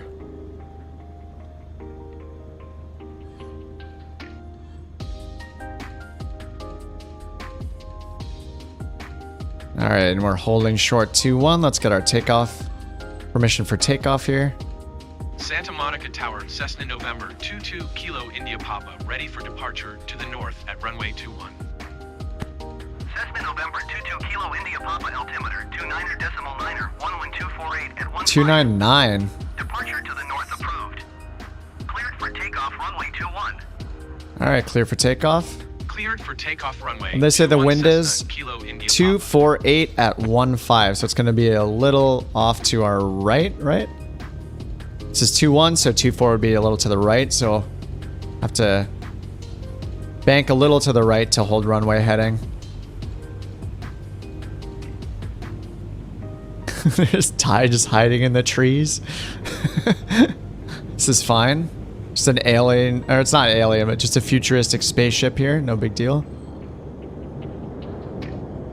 All right, 2-1, full throttle. Fuel pump is on. Our heading is 210 exactly. There's some birds above us. 50 knots in the 152. There it is. Rotate. We are up. And I'm gonna need to aim a little to the right, Pilot so that from wind's already dispatch. pushing us Fly off. safe.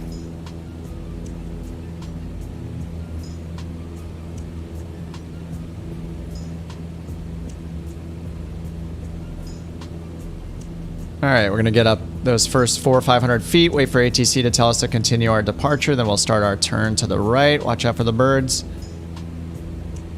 Yeah, no bird strikes, but there are birds you can download at the marketplace. Continue for north departure. All right, continue north departure. Santa All right, so we're Monica gonna turn Tower, around Cessna here November to 22 our Kilo India Papa, continue for north departure. almost straight north heading, about 340. And then we're gonna chase the needle.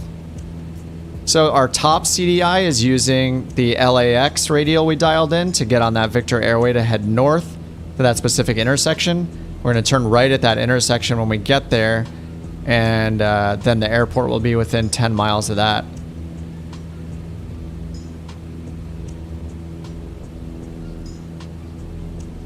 All right, so we are now parallel to our heading. There's 330, about 340. So now that we're parallel, we follow all the steps for flying a VOR. The first one is tune, which we did on the ground, identify, which we did on the ground, and then twist the OBS knob to the radial. We did all that. Then P, what is it? TIT, tit pit. P is to fly parallel, so we're flying the same heading of the radial. And now the I is to intercept, so now we'll turn, 30, 45 degrees towards the needle to find it. And then the last T is to track the radial, so we'll hold the needle in the middle and track that needle. One thing I didn't do was check our altitude that we need to be at on this flight. But luckily it's clear, so we can just keep our eyes out for the mountains. Very unscientific approach.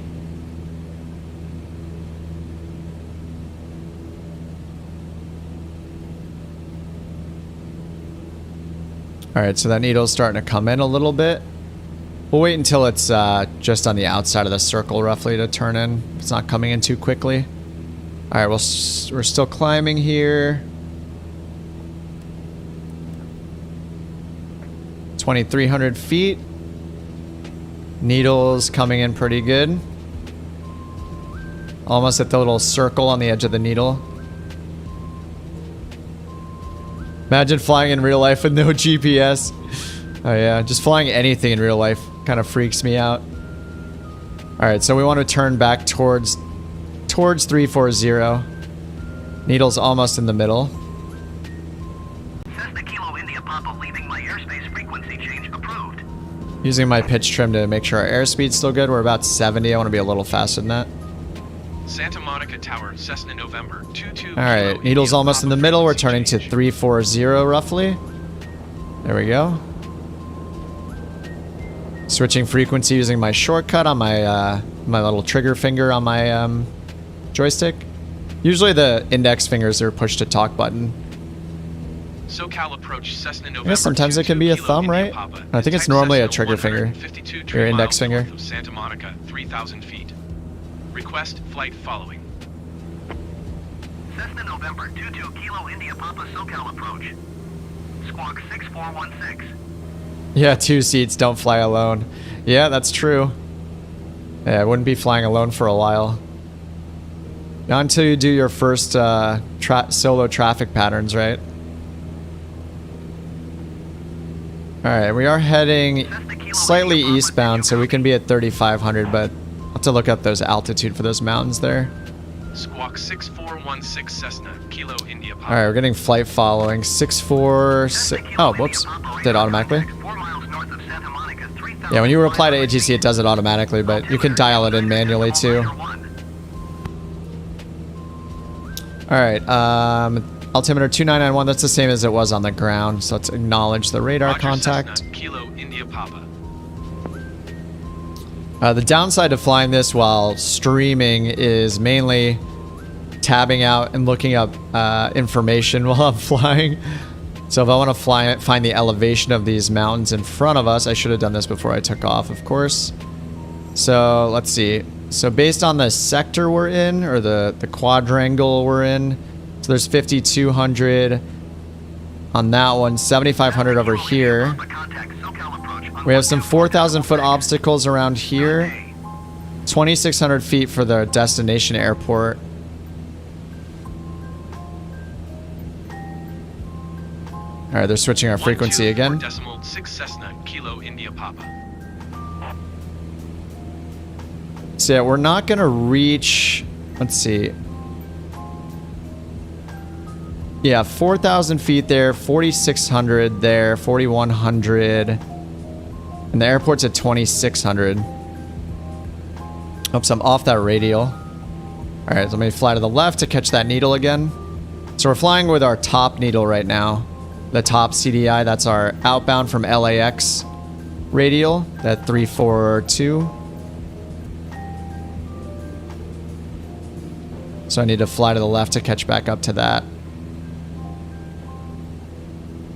All right, so we're almost at 4,500. We're heading slightly eastbound, yeah, for our destination. So we should be at an odd thousands of feet. So we'll go up to 5,500 for this flight. And then we're looking at our heading here. Lean out the mixture a little bit.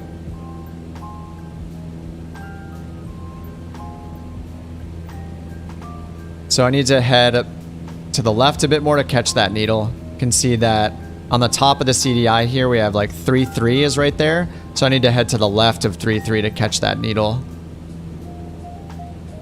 So our heading is a little more west of that. Airspeed's still good at 80, still climbing. All right, 4750. All right, needle's coming back in. So remember, the first thing we're doing, we're flying outbound on that LAX radial, on this Victor airway that this radial is on. And we're just gonna fly with this needle centered until our second VOR, the Palmdale VOR, VORTAC, or is it, I don't know, I think it's a VORTAC. Anyway, until this needle centers. When this needle centers as well, and they are both centered, we'll know we're at that intersection right here, Lang. Because that's where those two Victor airways and those two corresponding radials meet.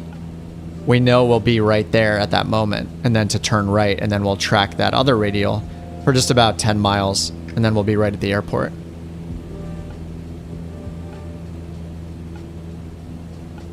Why do they call it mixture and not throttle? Well, throttle is separate from the mixture. The mixture is your fuel and air mixture, the ratio of how much fuel is mixed in with air before it's I'm not super great at the technical part of the engines, which a real pilot would be better at, but yeah, it's the ratio of fuel to air that's being mixed before it goes into be the combustion part of the engine, right? Before it's that mixture that's pumped into each cylinder, there's a specific ratio of fuel versus air that's present.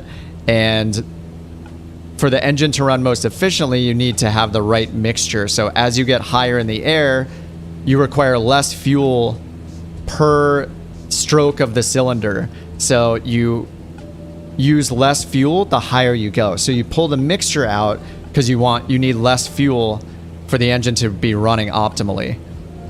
So you pull the mixture out as you gain altitude because, yeah, less fuel is required by the engine.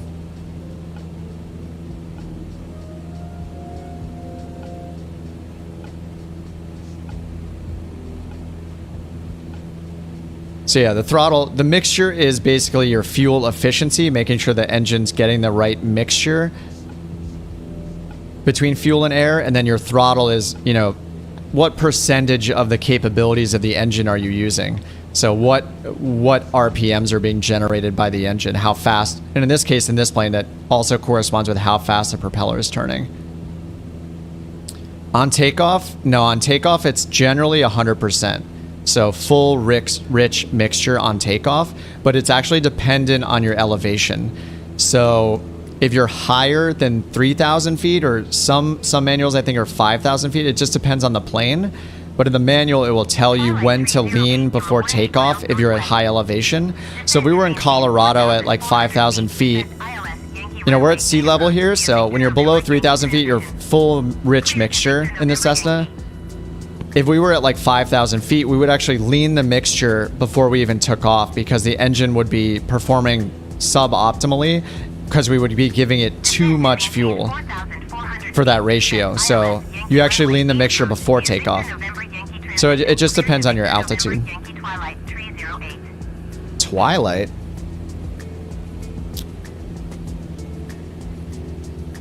So yeah, in this kind of plane, your mixture is set depending on your altitude. So because we're at 6,000 feet, I actually meant to be lower than this. We should be down to like 5,500. Looks like we'll be good to get past these mountains in front of us. I mean, it's not bad to be higher. I just generally like to be lower because it's prettier and, but you know, altitude equals safety. You have more time to react to things going wrong if something goes wrong. If you run out of fuel, then you have more time to glide to safety, to find a good spot to land, all that. I guess the downside would be if there's like an engine fire or something like that that can't be put out. Altitude's not your friend then, I guess, because you don't want to be in the air longer. Uh-oh, the dog wants out of the room. How am I going to do this? All right, let go of the stick for a second. I guess we'll see if I'm trimmed out decently.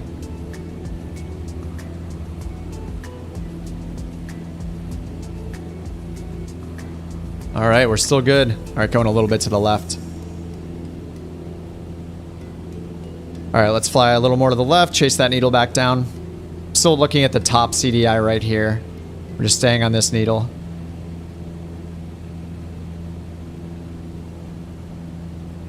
Subdued Rat is at the right altitude. He's at 5,500.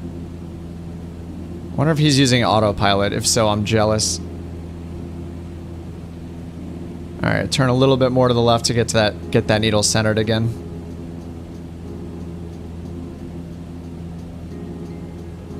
I am just like redlining this engine too, just for the sake of time. We'd normally bring our throttle back to more like 2,400 RPMs or something for cruise, or even lower. I think with this, it's probably between 22 and 2,400 RPMs.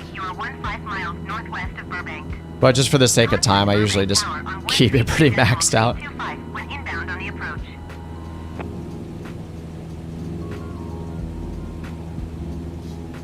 There, we can lean the engine really quickly. Here's our RPMs, especially when we're climbing. So here it is with max mixture. You can see the RPMs go down a little bit because we have too much fuel. So as I lean it out, I pull the mixture out, the RPMs go up a little bit. So we're getting more performance out of the engine because we're giving it the correct air and fuel mixture. There's also a way to do this instead of RPMs. You would do it with the temperature, the EGT. That's the exhaust gas temperature. I think, does this have an EGT? I think it, maybe not on this plane. Yeah, I think we really only have the RPMs to work with. Alright, we are way off course. Let me go to the left here. Subdued Rats is indeed using the autopilot in the Beach 19. Oh, you have the new Beach, the Beach Twin. I have not purchased it because I don't know if I would fly it much, but it looks pretty awesome. And it looks like the reviews for it are pretty good too. At least in the marketplace, I think it was at like 4.5 stars out of 5. So that's, I mean, people are usually pretty ruthless with their reviews in the marketplace. So that's a pretty good rating. Yeah, the Beach looks pretty cool. I might have to try it out. I just stick to my single engines and my turboprops. I still fly the Grand Caravan like more than anything. I've been stuck in this plane so long.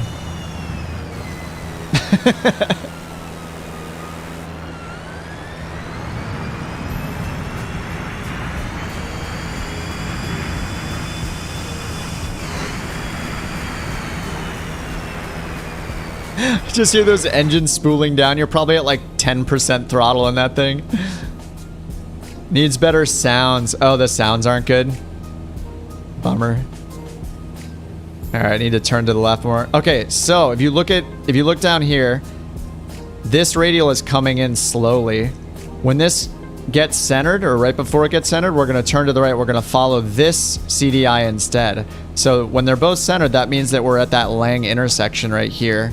And actually, I should start descending. 2,600 feet is the airport elevation, so I'm going to cut my throttle pretty low here. Bring my throttle pretty low and start descending.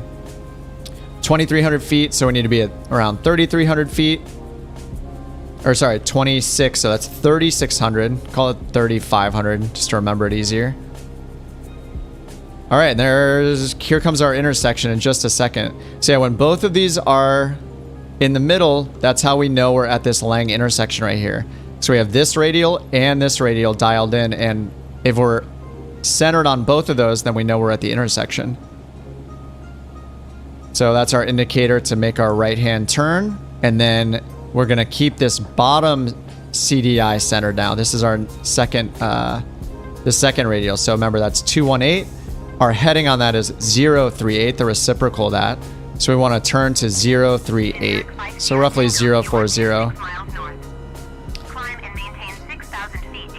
So we're ignoring this top one now. I could actually just swap that off if we want to not be distracted by it. And I'm looking down here at this one. So we're just holding that one in the center now. So there's 03, or a little past 030.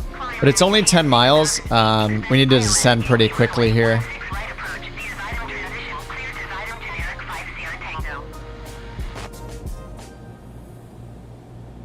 And we also don't know, we don't have DME. We can't tell how far from the airport we are.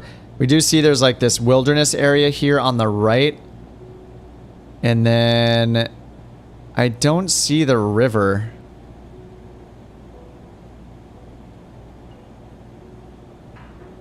I mean, the airport has got to be right down here somewhere. Is this Magic Mountain Wilderness area? This is where it gets hard, is finding landmarks. This is where I may need to cheat and like bring up our VFR map. Because this, I don't know where this water is on the map.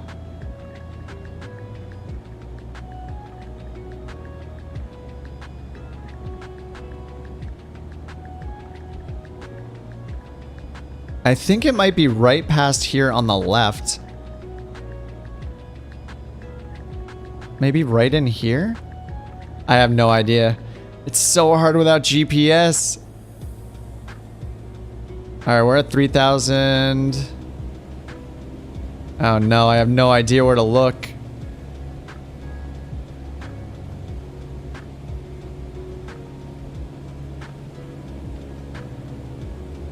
The radial is to our left a little bit, so I need to catch up to that. This is difficult. And VFR is hard. And we also don't have DME. So if we had DME, this would be a lot easier, because as soon as we hit that specific distance from the VOR, we would know exactly that we're at the right spot or not.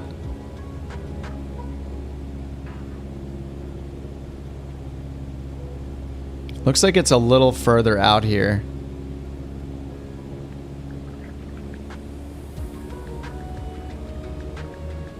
Now 10 miles is gonna, you know, take more than a minute, so.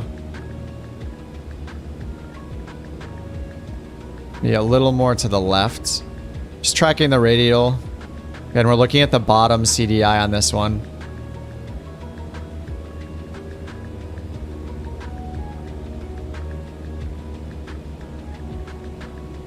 Oh, this could be Magic Mountain over here. This is all of a sudden green over here. Maybe in this area. I don't see any... There aren't too many landmarks shown on here. I forget what those black marks right there are. If that's a freeway or railroad tracks. There is a road right below us. And there's a road here to our right is a freeway. So I think those black marks are the freeway.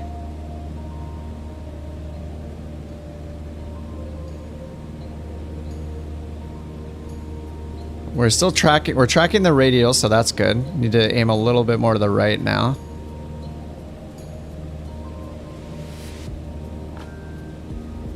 There we go. Let's try to contact... Oh no, this is going to be untowered.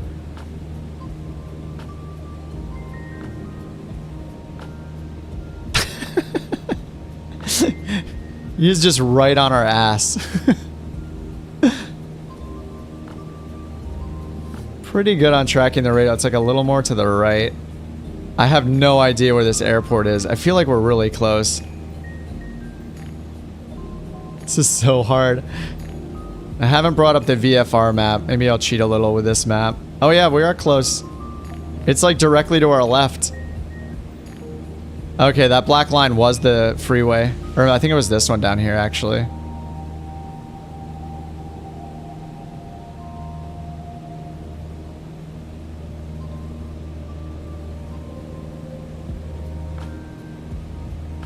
Looks like some dude's landing at it right now. Let's go and do a flyover.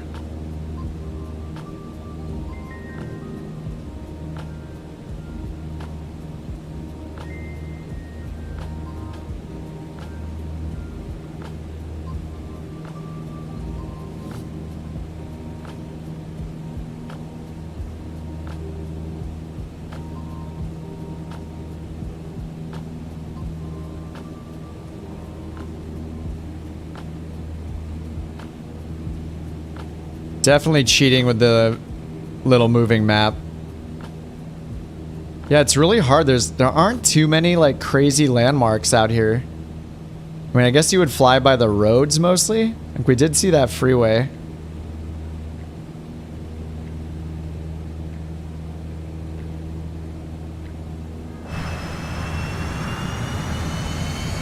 That's a pretty decent runway.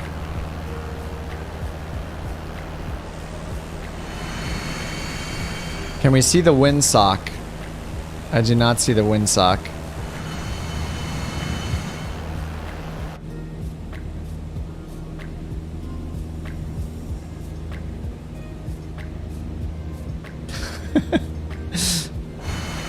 And we've had a pretty nice escort this whole time. Alright, we got some terrain up here too, so I'm gonna make this turn before these hills right here. Alright, let's get our nose pulled up. Start losing some airspeed. It's at 2,600 feet. I'm at 35, almost 3,600. Just make sure we get our vertical speed under control.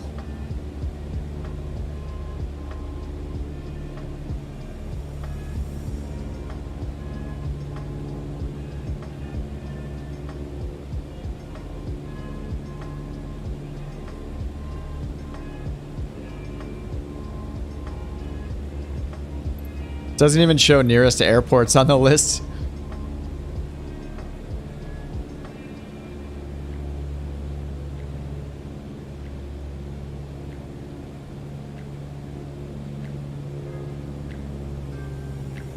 Alright, let's get one notch of flaps in.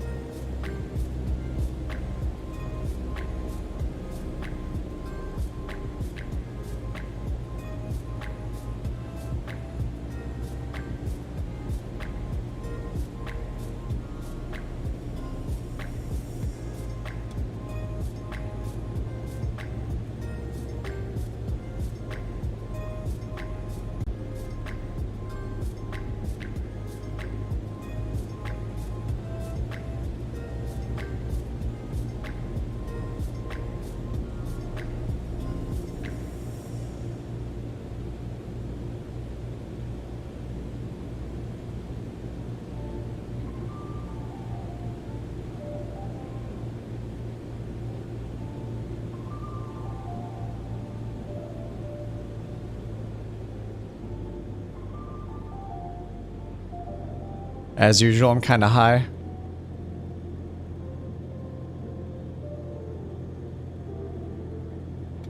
Do our last notch of flaps to help me get down faster here.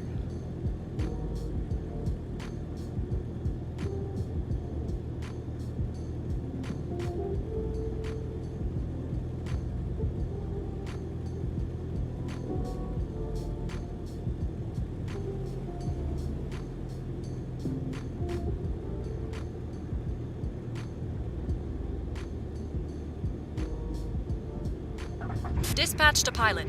That looked like a butter smooth landing from here. Please exit Such a the thin runway and runway taxi compared to the parking. last two we landed on. Taxi to parking and shut down your engine. The dropship just looks awesome. I have no problem with the dropship. It's great. Alright, taxi light on, landing light off. Strobe off.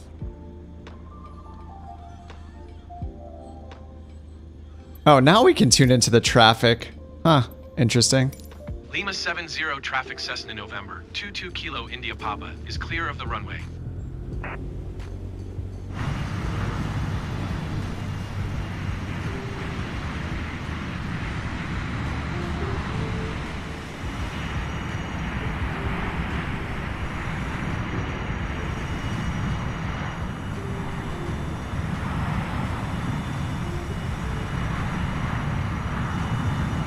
And the Pelican is so fun. I think I'm gonna, after the stream, I'm gonna have to fly that around a bit. It's just too much fun. I'd like a live stream of like somebody who says the Pelican is like ruining the game, and I want them to fly it around and just see if they have fun. I bet they would have fun. Is that a helicopter landing pad right there? Very nice. Alright, got my flaps all the way up. Oh man, what is an army jet doing here? Interesting. It's always funny, it just randomizes which planes there are everywhere, so it's always funny to see what kind of crazy stuff is parked. Oh, what's up, dude?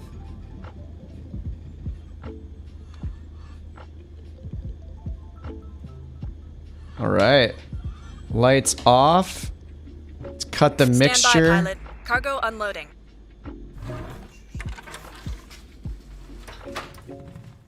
All right, another 30-ish minute flight going. 3 flights in the logbooks for today. All right, it's unloading. Use 16 pounds of fuel. How much fuel do we have left now? Let's go to the hangar. Yeah, we still have 63 pounds of fuel.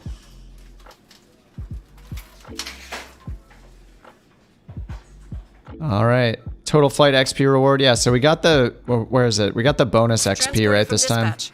Everything seems okay. The customer looks happy. Mission ended.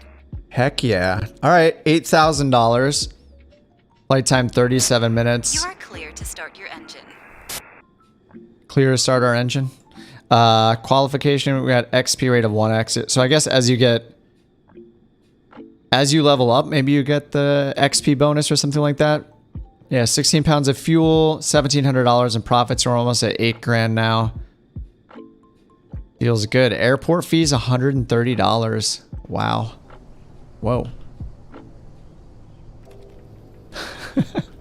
Just like the variety of planes here is great. We got a spaceship, a fighter jet, and a 152. And then I unfortunately can't see the Beach 19 here, the Beach twin that some dude's flying, but I'll have to check that out. You know, twins aren't normally my thing, but yeah. I'm always interested when people love a plane to try it out, even though it's not really my thing.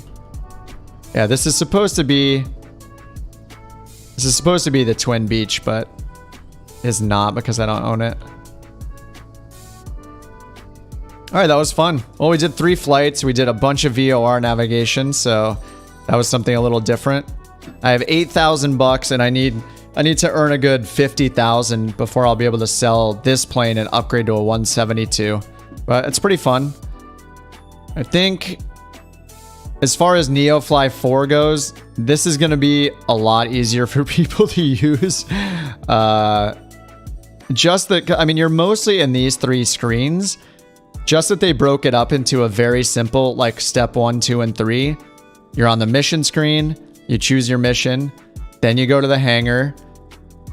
Then you go to the briefing. I think these things in the top right, I feel like the only thing I wish was more prominent were these 3 things, because I feel like these are going to be hard to see.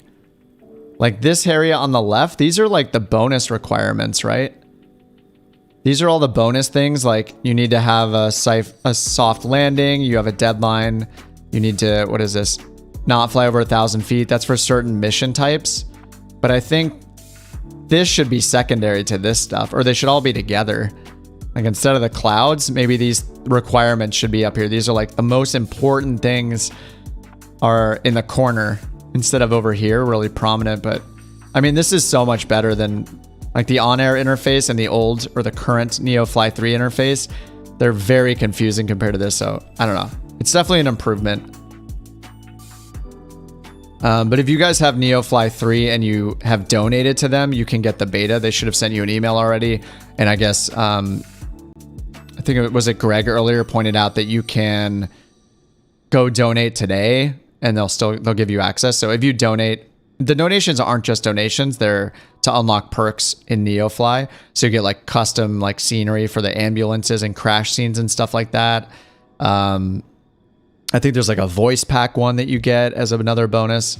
You know, you get something for it. It's not just a straight donation. It's kind of feature unlock. But if you do that, then they give you access to the beta if you want to try the new UI. But I guess, unfortunately, you have to start your career over, which is kind of a bummer. Maybe they'll have some options for like shortcutting, where you can just like enter a cheat code basically and set up your money and your plane and your qualifications or something. That would be nice just to save people time. Woo! I'm tired of flying. That was a lot. How much was that? What have we been live for? 3 hours and 32 minutes. That's quite a bit of flying. 50% aircraft density. Just about every slot is taken for you. I think mine's at about 30 or something like that. Yeah, I had mine at below 50 for sure. What are my settings? You have 0 static planes. Yeah, I think mine's at like 30. Yours at 100 and you only see us. Huh. Yeah, let me see what mine's at real quick. What's it under? Traffic, I think. Ground aircraft density 35. I think these all default to 50, and most of the time there's just like trucks everywhere. I think it makes sense for maybe a major airport, but whenever you go to a smaller one, it's just usually like way too busy. This is a pretty cool airport though. It's a pretty long but thin runway. I mean, there's just a lot of terrain around. Like, I think the only way to come in is, yeah, the way we came in over there. Oh, it's not bad from this side. Yeah, it's not too bad. Man, just locating the airport though, like, is very difficult when you don't have DME, when I don't know any good landmarks to look for. I mean, there aren't any crazy landmarks out here. We didn't really fly over much besides the freeway, right? The road, I guess, would be our primary landmark on the way in. And I need to become more familiar with how to find those things here on SkyVector. I think this black line right here, I think, is the freeway. Yeah, because it's here going through the city. So I'm pretty sure that's the freeway. So that really was the main landmark. But with DME, I mean, with DME, this would have been so much easier if we knew that we just had to fly a certain number of miles to find it. We would have just figured out, you know, this point here. We just calculated that and been like, oh, this is... actually, if I remove this waypoint... oh. I messed it up. I think if I hit the nav, where's the logbook? Here, nav log. This will show us from each leg how long. So from Lang, I mean. Distance, 8.2 miles. So 2.7, then 5.3. So it would be like 10 miles or so. But we would say, oh yeah, from Lang. And we would calculate that based off, you know, the other VOR. I think it's probably easiest if I just clear this and just did... Whoops, I messed it up. We would just do the flight plan from Palmdale. From Palmdale to this airport. Really, we just did this. 1 and 2. So KPMD to L70. Just put in the Palmdale VOR. There we go, 15 miles. So from the Palmdale VOR, it's 15 miles. So if we had DME, we would just know that would be roughly 15 miles to right here. But anyway, yeah, without DME, way more challenging. That was fun though. That was, it's harder than clicking the autopilot button. So thanks for flying along, guys. Have a good rest of your day and night. I'm gonna go get some, make some lunch. Man, I guess it's almost dinner time. I'm gonna have a super late 5:20 p.m. lunch. Thanks for flying along. Thanks for the, thanks to Ty for the sweet Pelican escort. And Subdued for flying along together always. Appreciate it. And Trip, good to see you too. Hope your flight up to Hearst Castle went well. Resetting your slew mode to go into space. Yeah, if you want to get into space, yeah, you have to hit the slew mode.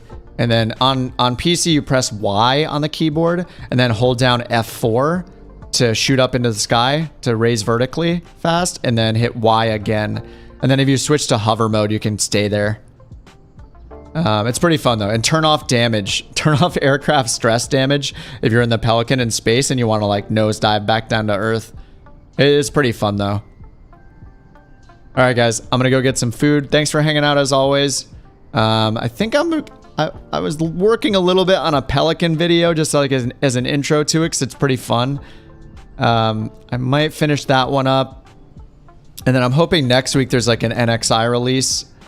We'll see if it's next week. I don't know when it's going to be, but I'm hoping that'll come out and I'll cover the new features in the NXI and that video after it's out too. So it'll be good. Thanks for joining as usual. I'll see you guys. I have a 3-day weekend, so I might stream again this weekend. I have Monday off, so yeah, maybe tomorrow or Monday I'll be on the stream again. There's something exciting to do. Maybe some more of these missions if I can earn some more money. All right, this is the longest goodbye ever. All right, have a good rest of the day. Thanks for tuning in. See you guys next time.